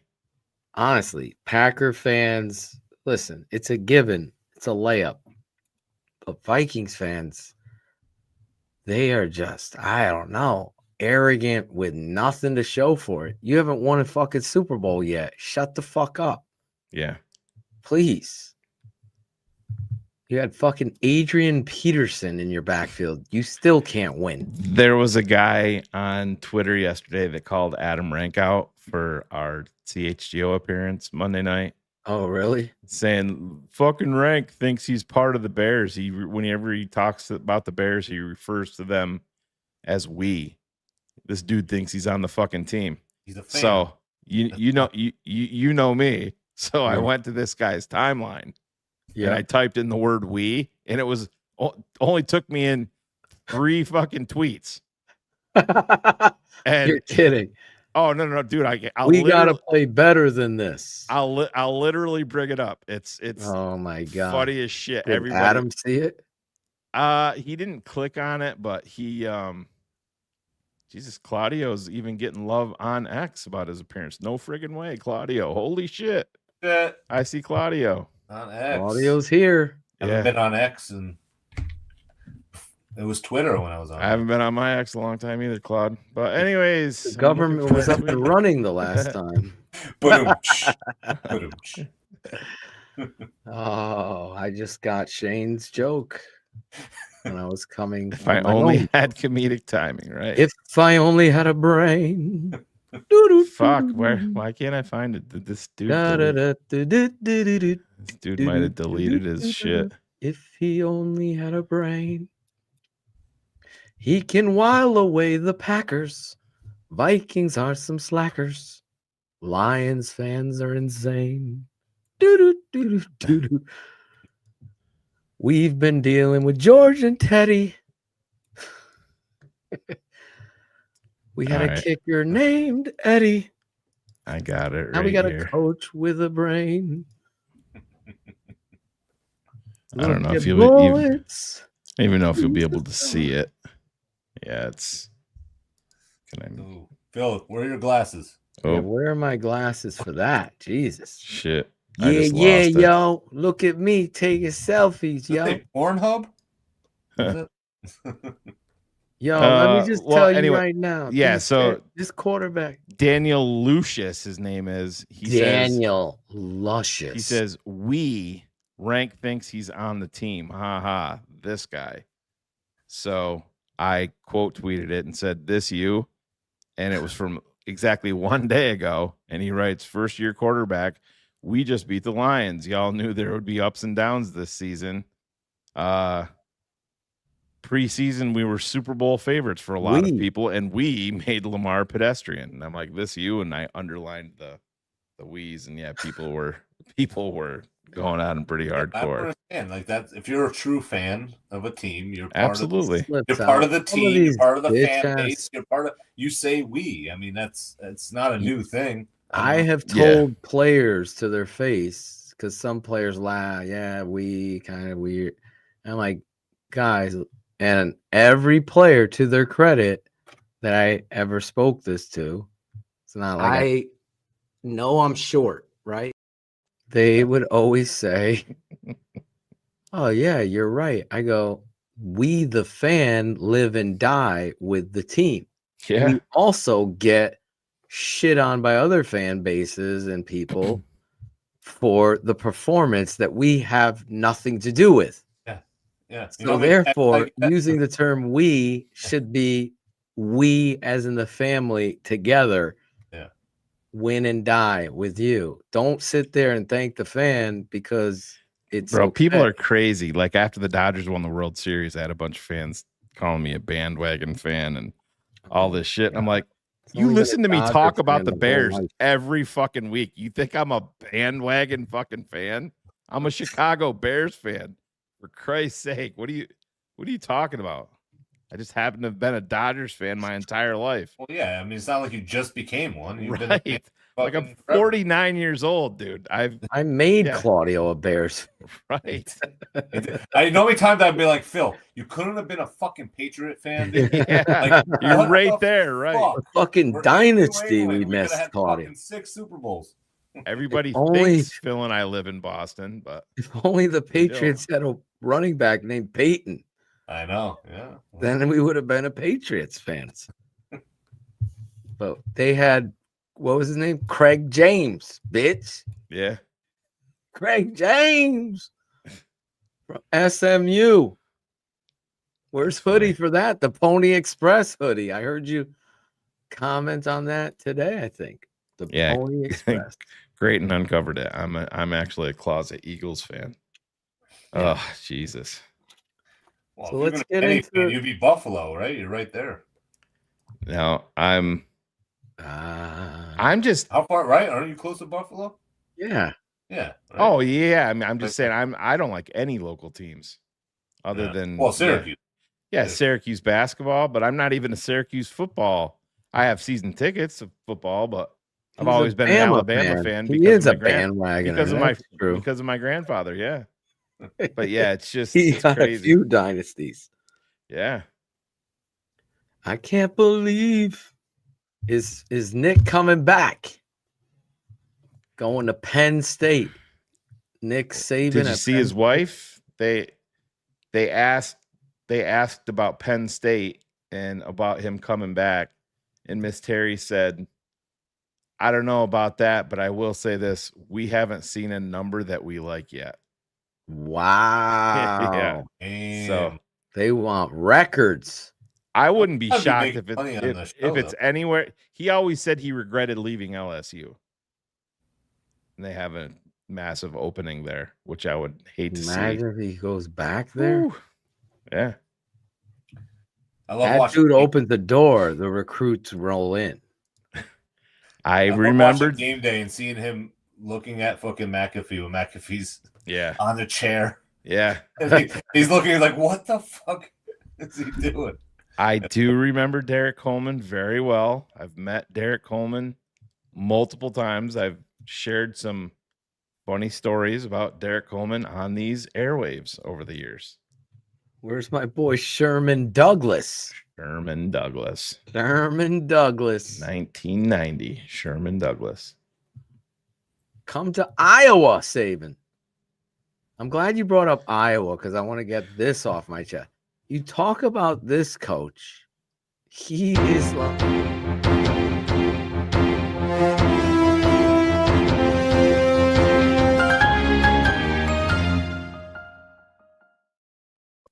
You talk about a coach that's won nothing but one mediocrity every time.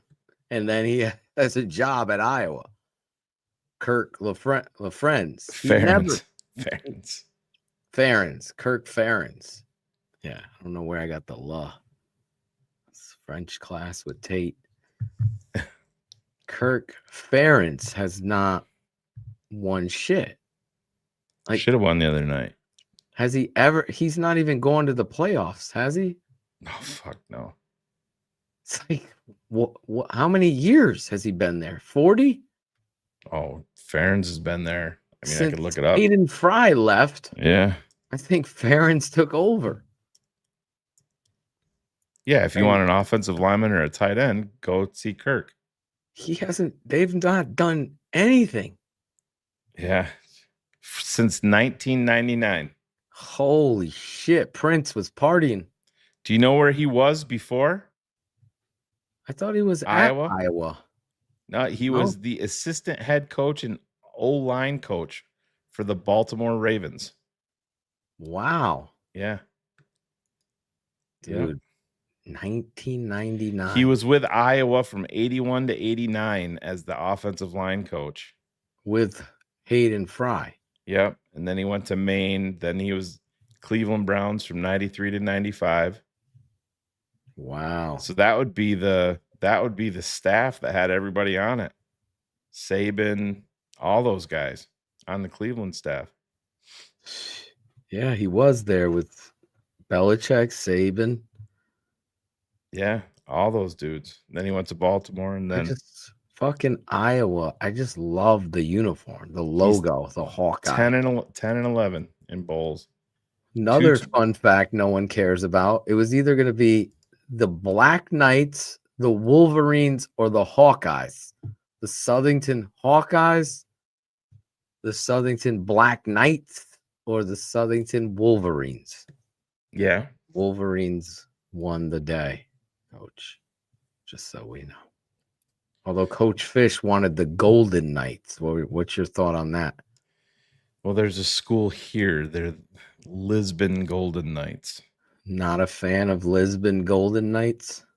Oh, they are a big soccer school. Oh.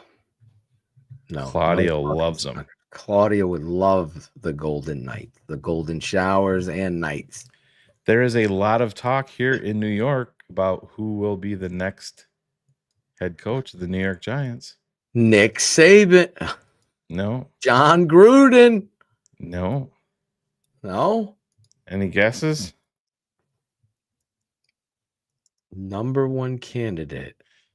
They said don't be surprised if it's not Jeff Hafley, defensive coordinator of the Green Bay Packers. Are you fucking kidding?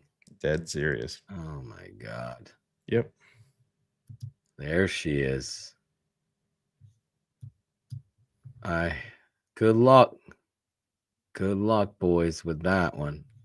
Richard saying Lane Kiffin coming to the NFL. Nah. He's going to get paid by Florida. Yeah. They've already offered, 80-something million? That's my prediction.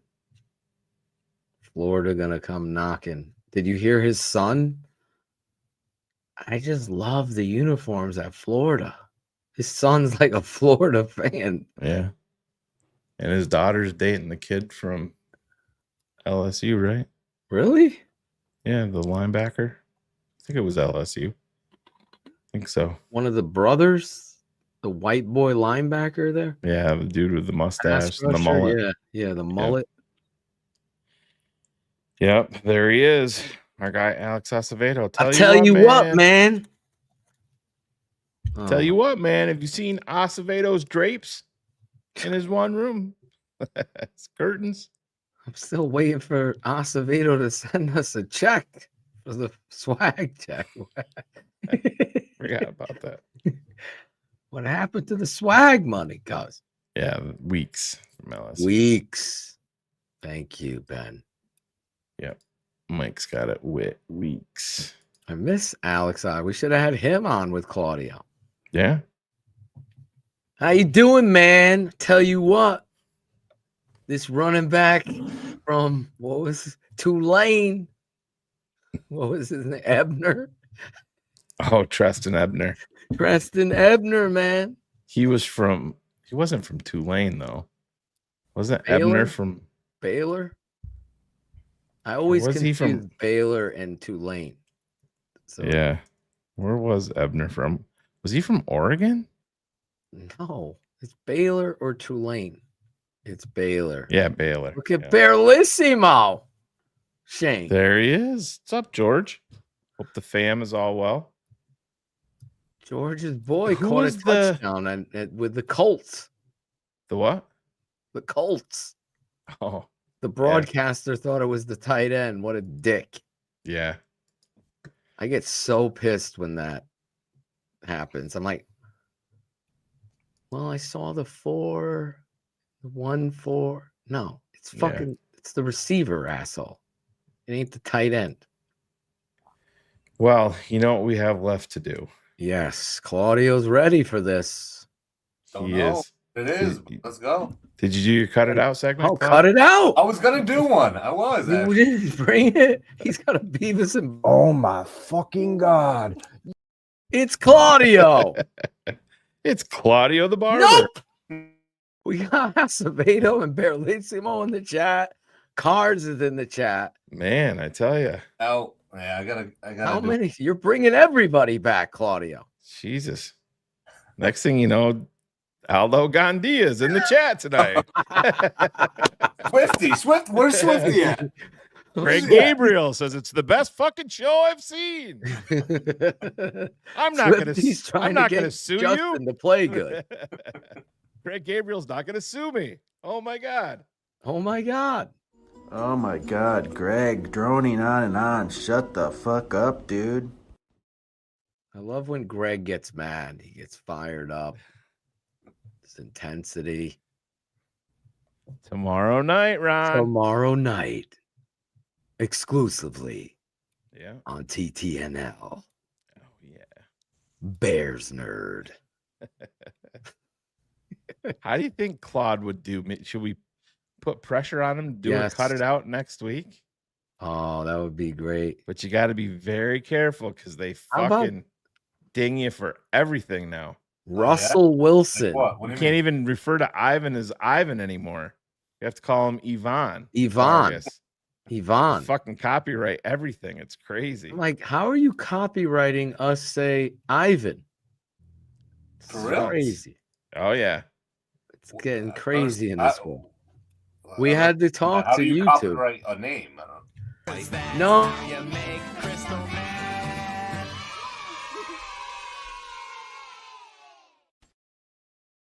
I miss these drops, dude. I texted Jackal. No, we're very economical, my family.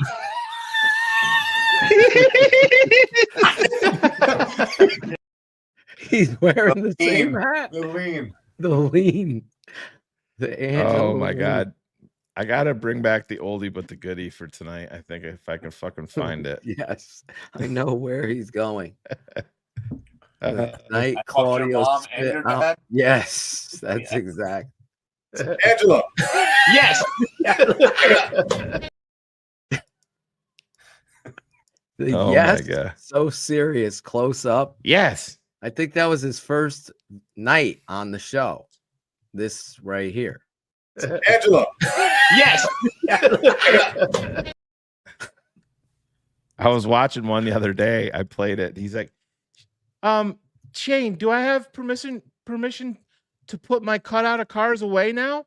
Or do you want me to keep it out? Wait, We got to get Bratcher on the show. Yeah. Did you get a clip of him on the mechanical bull? Oh, clip that. Shane was supposed to clip it because Oh I my never God. saw it. I never saw it. I went. I to gotta saw give that? him. Oh. I gotta give him props. He got on it. I did not think he would get on Shane it. was that like, way. I didn't think he would be able to get his leg over to the other side. And he fucking did. This dude is an athlete. Yeah. Could I mean, play he did it nose on the first fucking jump too.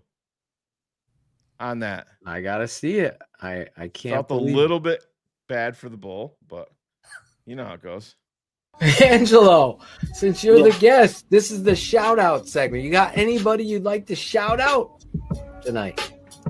I like to give a shout out to all the people that coached me in Lambert Hall. Scott McQueenie, Scott Medeiros, Yeah. Coach.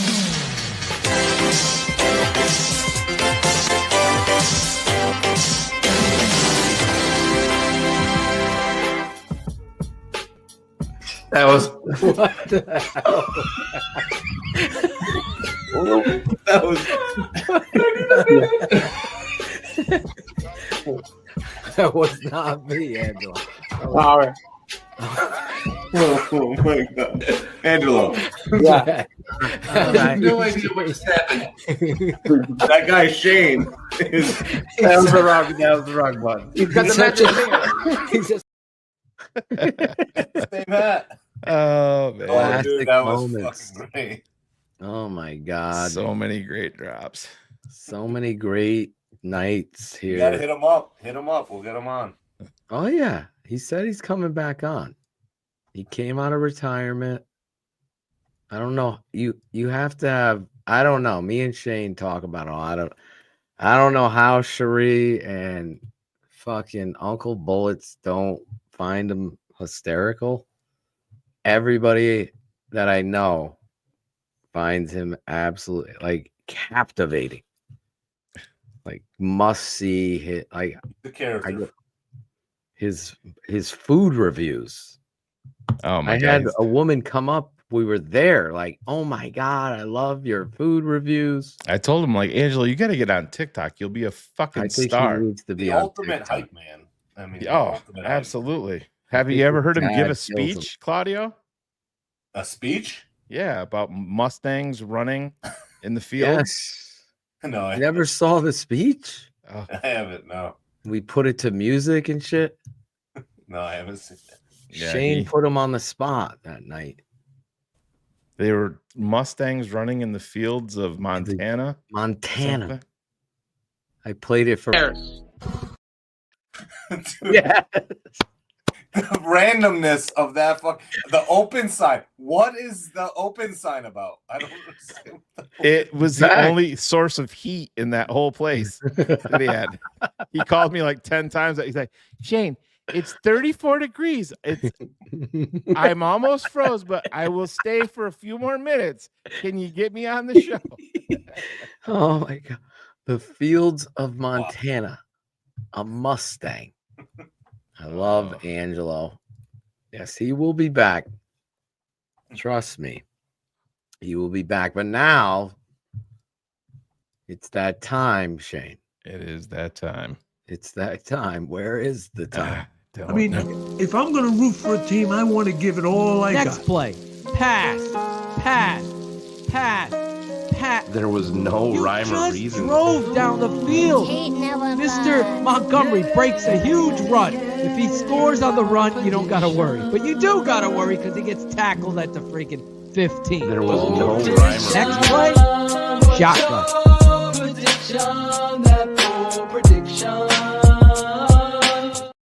Bold predictions. It's the bold predictions. Where'd Cherie go? She left.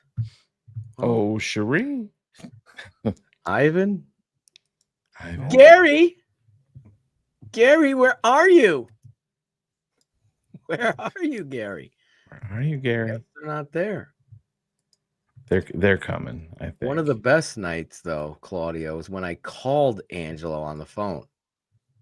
Gary! Yes. Gary! I just called him, put him on the phone. And me and Shay were talking to him. Gary, come in here. It's one of the most underrated moments ever. How funny he was. It was great. That's when he's the funniest. Unscripted Angelo is gold. Oh, yeah. Well, Claudio, the barber, since you're the guest, I got to predict. Bold Predict, predictions. bold You prediction. predict and you give your bold, just if you didn't remember. Okay. All right. I mean, listen, we got to ride the wave. I mean, we're playing good. Defense has got to step up, but I think if we can, contain Justin Jefferson, I think we can definitely win this game and get some pressure, hopefully. I got it up. So, I mean, I'm gonna go Bears with the dub. I say 28-20. There you go. And bold prediction. Bold prediction. You know what? You haven't seen a DJ Moore touchdown in a while.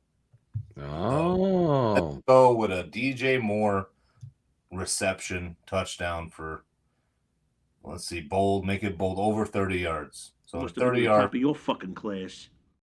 30-yard plus touchdown reception to DJ. Is that bold enough? We'll take it. We'll take it. When was the last DJ touchdown? I don't know. I got him in fantasy. It hasn't been for a while. 35-31, says our boy. But he predicts Caleb 3 tutties. That would be Gary Franklin. That would be wonderful. Sean Stewart, my other brother, Burden, 200 yards. Nope. Nope. No. 2 touchdowns. He's capable of it, I think. Oh, yeah. I don't think it's in the shallow game. cross like Zacchaeus could What have. about these? Let's throw curls. I missed the Khalil Mack poster in my background. Yvonne Vargas. Yvonne. You guys sure you want to say my name? Say my name. Say my name. Ivan was in the background listening. What the fuck are these guys even talking about? I literally turned it on at that part. I was like, what the fuck? What? Me? It's like, anyway. Prediction. I got the Bears beating the Minnesota Vikings by a score of 32-24.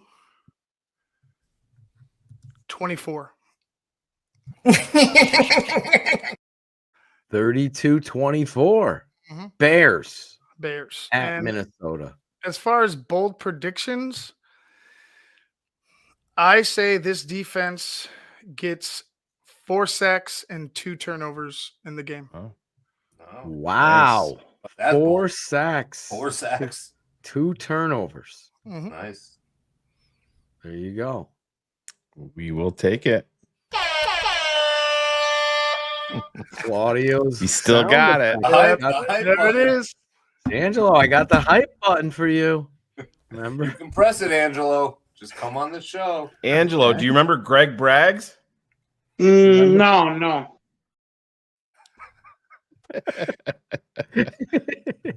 Oh, shit. Matt, man. Fucking Bears corn was- planter never showed up tonight. Can't believe it. Crazy. He's going to be like, oh my God, I missed it. Yep. There Have you to tag go. him. I got Bears 24, Vikings 21. Hey! job. Gonna be a close game for the Bears, but Caleb Williams, 3 touchdown passes, 2 touchdowns for Colston Loveland. That's my bold prediction. Is that Cairo Santos hitting a game-winning field goal? Cairo coming through. Good from 80. Good from 52. Bullets is like, what the fuck? Good from 52, Bullets. Bullets, you can't talk. Fuck you, Bullets. You can't talk shit about Cairo. He beat the Packers for you, Bullets. Thanks for Caleb getting the ball down there. Yeah, that's very true. I am going to pick. Everybody's going to be upset. Here he comes. Chicago Bears will score 27 points. Yes. The Minnesota Vikings will score 26.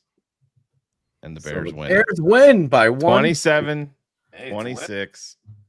My bold prediction. Fuck it. It's going to be a walk-off by Cairo Santos. Yes! Good from 43 yards out. Fuck you, Bullets. 43 for the win, Bullets. And my other bold prediction is that Brian Daboll won't be a good head coach.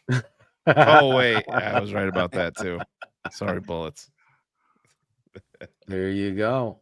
Bears win. Bears win. I'm definitely not past the show me stage, Eric. We talked about that earlier, so I guess you didn't hear it, but they have to win. The Chicago Bears need a big time signature win on the road. And I think that that's really when you see the fucking fire get lit. You know, they're beating the teams now that they should beat. Is it the way that everybody wants? No, you're coming back and winning. You're still winning. So that's critical. You need to have a fuck you game that everybody picks against you on the road against an NFC or a Super Bowl contender. You guys know what game I'm looking at. Eagles. Yeah. You go to Philly, you go to Philly and punch Philly in the fucking mouth, then we can have a big time fucking talk about doing some fucking damage. That would be considered to me a big time statement win. What if it's a battle, but it's a loss? Let's say it's a field goal loss. Oh, it's impressive. You can't go to Philly and get boat raced, is what I'm. I would say shutting down Rodgers too at home is huge. Yeah, that's a huge thing too.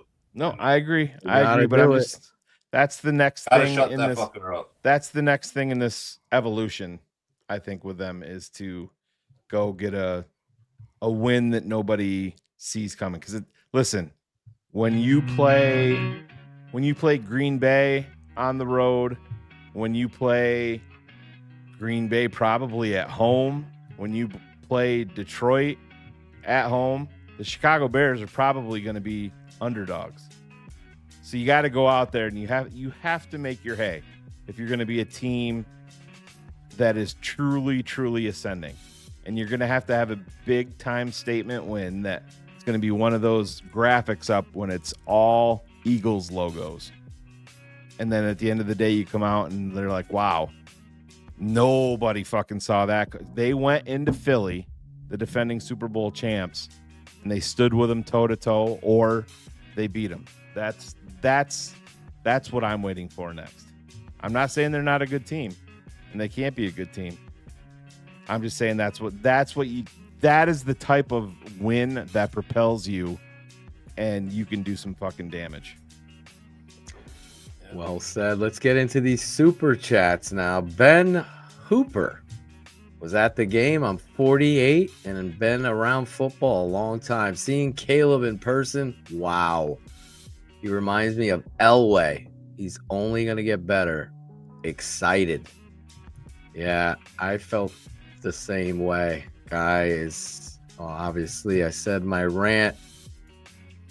Isaac Man 23, $20. Great to see everyone. I miss you, bro. Talking to Claudio. Let's go.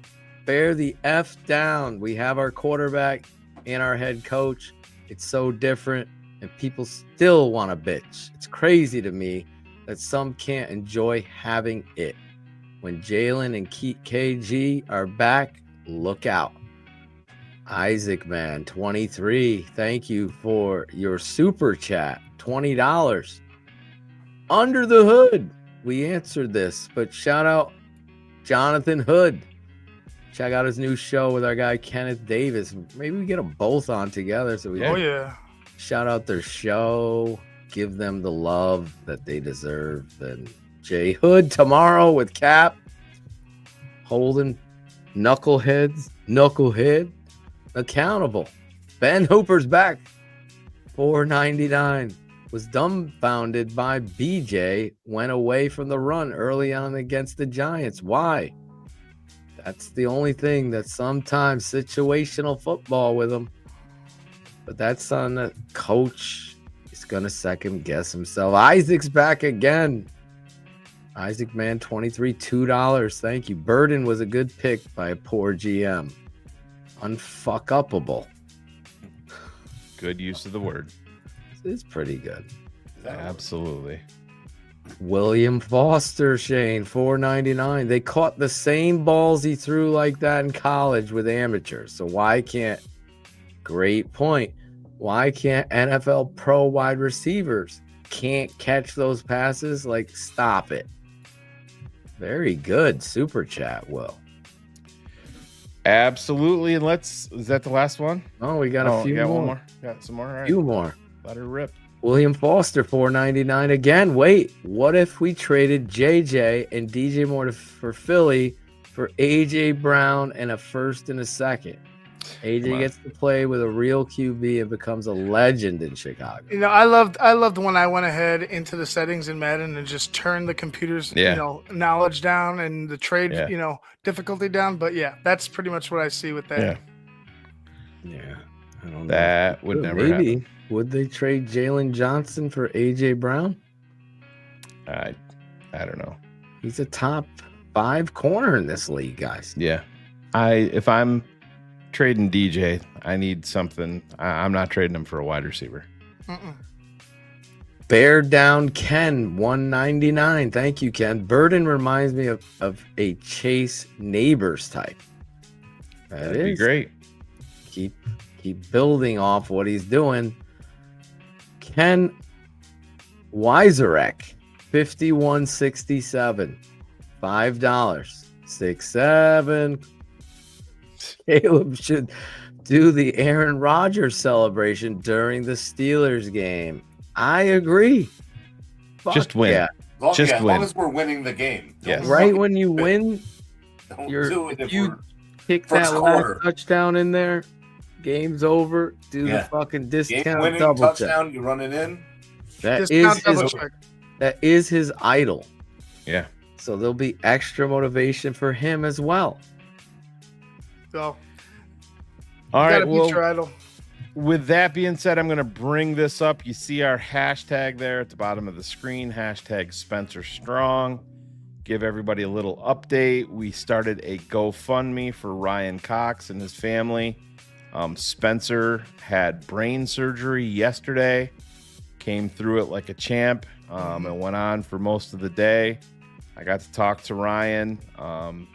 Doctor came in, said that Spencer did amazing. They ran into a little bit of an issue this morning where they had to go back in and unfortunately open Spencer back up, but they got that taken care of, and thank God for that. But please, if you can find it in your heart, if you can spare $1 or $2, scan that QR code, and let's throw our support behind our guy Ryan Cox, who has been with Phil and I, has been on the ground floor of TTNL as a supporter, and even supporting us pre-TTNL when we were at the other network, and moved over here with us as we made the move.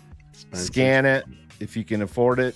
Throw up $1 or $2, because like I said, every dollar counts. And I want to just take a second to shout out our TTNL network patrons, because originally when we did this, I didn't even really talk to Phil. I kind of just did it last minute, started the GoFundMe page, and the original premise was for us to just kind of keep it quiet, share it with patrons only, because they all know Ryan. They know the story of Spencer Cox. They know that, you know, we did the Spencer Strong segment, shout out segment at the end of every show and all of that. And I created the GoFundMe page, and just within hours, I mean, my phone was melting. It was blowing up. Patrons showed up and showed out, and we went from 0 to 1,000 to 2,000, 3, 4, 5. We were at 6,000 very, very quickly. And right now we are at $10,496 for the Cox family. Fuck yeah. So let's keep on pushing that up. We decided to make it public, just for the simple fact. Boom.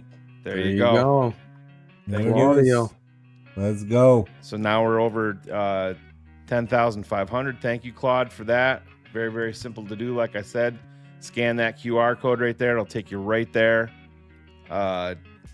Again, Spencer is a 6-year-old that has been through more than most at his young age. So kid's an absolute superhero, and I don't think I can stress that enough. And Ryan and his wife Erin are, you know, at St. Jude's by his side, and everybody knows, you know, not everybody has been through you know, any type of medical tragedy or setback with their children. Unfortunately, I have, and there's no worse feeling. You guys were all here with me when I announced, you know, the cancer diagnosis with my son, and you know, he was one of the lucky ones that beat it and got through. And you know, here we are with Spencer, and his tumor, they removed almost all of it. There's still a small piece that's still in his brainstem, or connected to his brainstem, that they could not get out. But the doctor told Ryan that it's so small that it's not even going to require chemo, and they're just going to keep their eyes on it. So that is, you know, definitely some positive news.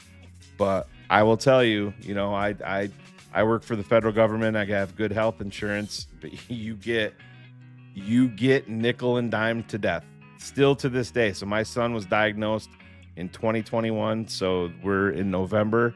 In July, I still got a bill through from 2021 for my son. Really? Yes. And it's not saying that they're a lot. It's crazy how it works. It's a never ending process. And I know St. Jude's, and my son was at Golisano's here in Syracuse. They do great, but boy, they find ways to get more and more and more out of you. And it's not just that it's $50 or $100. You know, this last one that I got for Riley was, I think it was like $460. It is what it is. And you know, all of that shit adds up.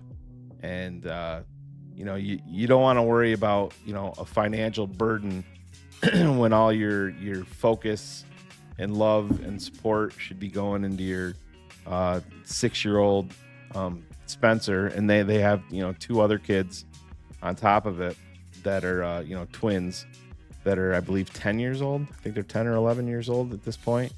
So we would appreciate it. Like I said, I'm going to put it up there one last time. Please, if you can, the $1, $2, $5, 20. Claudio just donated 50. It all adds up, and it's going to go to an awesome family that will benefit from it greatly. So Spencer, we love you. We're always thinking of you and your family. Toughest kid I know. He was an inspiration to my son, you know, with everything that my son went through. He would look at Spencer, who was actually younger than Riley was at the time, and Riley looked up to him for motivation. So That's what it's all about. And when we say that TTNL is family, we're not bullshitting. We really are. And that's kind of what we based all of this on. We base TTNL on what we see on tape and truth. And we also base it on strength, positivity, and vulnerability. And we've done it since 2020, and we're not changing for anybody, Phil. I think you'll agree with me there. Nah. So anything you could do to help this family out, do it. Scan it. Donate $4. It is the thought that counts. I know this world is crazy. Every time I feel like I go to this grocery store for raising 2 boys, I walk out of there, spent $280 on necessary paper towels, plates, eggs. It's like a crazy world. So we all understand, but something like this is so much bigger, and every dollar counts for this family, and we will continue to champion a champion. I think that's what you do. 100%. And with that being said, tomorrow night, live, Cars Keys, 8:30 p.m. East. If you're a patron, tomorrow as well, the tape never lies. Draft Dr. Phil's film room will be up there on Patreon tomorrow. Cars Keys tomorrow night, live here. And then Bears Hour live this Sunday. I'm hoping I'll be there victorious, Shane. I don't know what's going to happen. Bears Hour live. Fuck this dude up. Let's go. I don't have to fuck him up. Bears Hour live accepts no losers, Phil. So if you lose, don't bother showing up. Yeah. So we're going to get out of here. Let's get out of here. As the great Alex Acevedo once said. Peter King with NBC Sports here. Just have one thing to say. The tape never lies. It never does. You tell them. We're out of here. We love you guys. Spencer Strong. Don't forget. Go donate. Take a minute. We love you guys.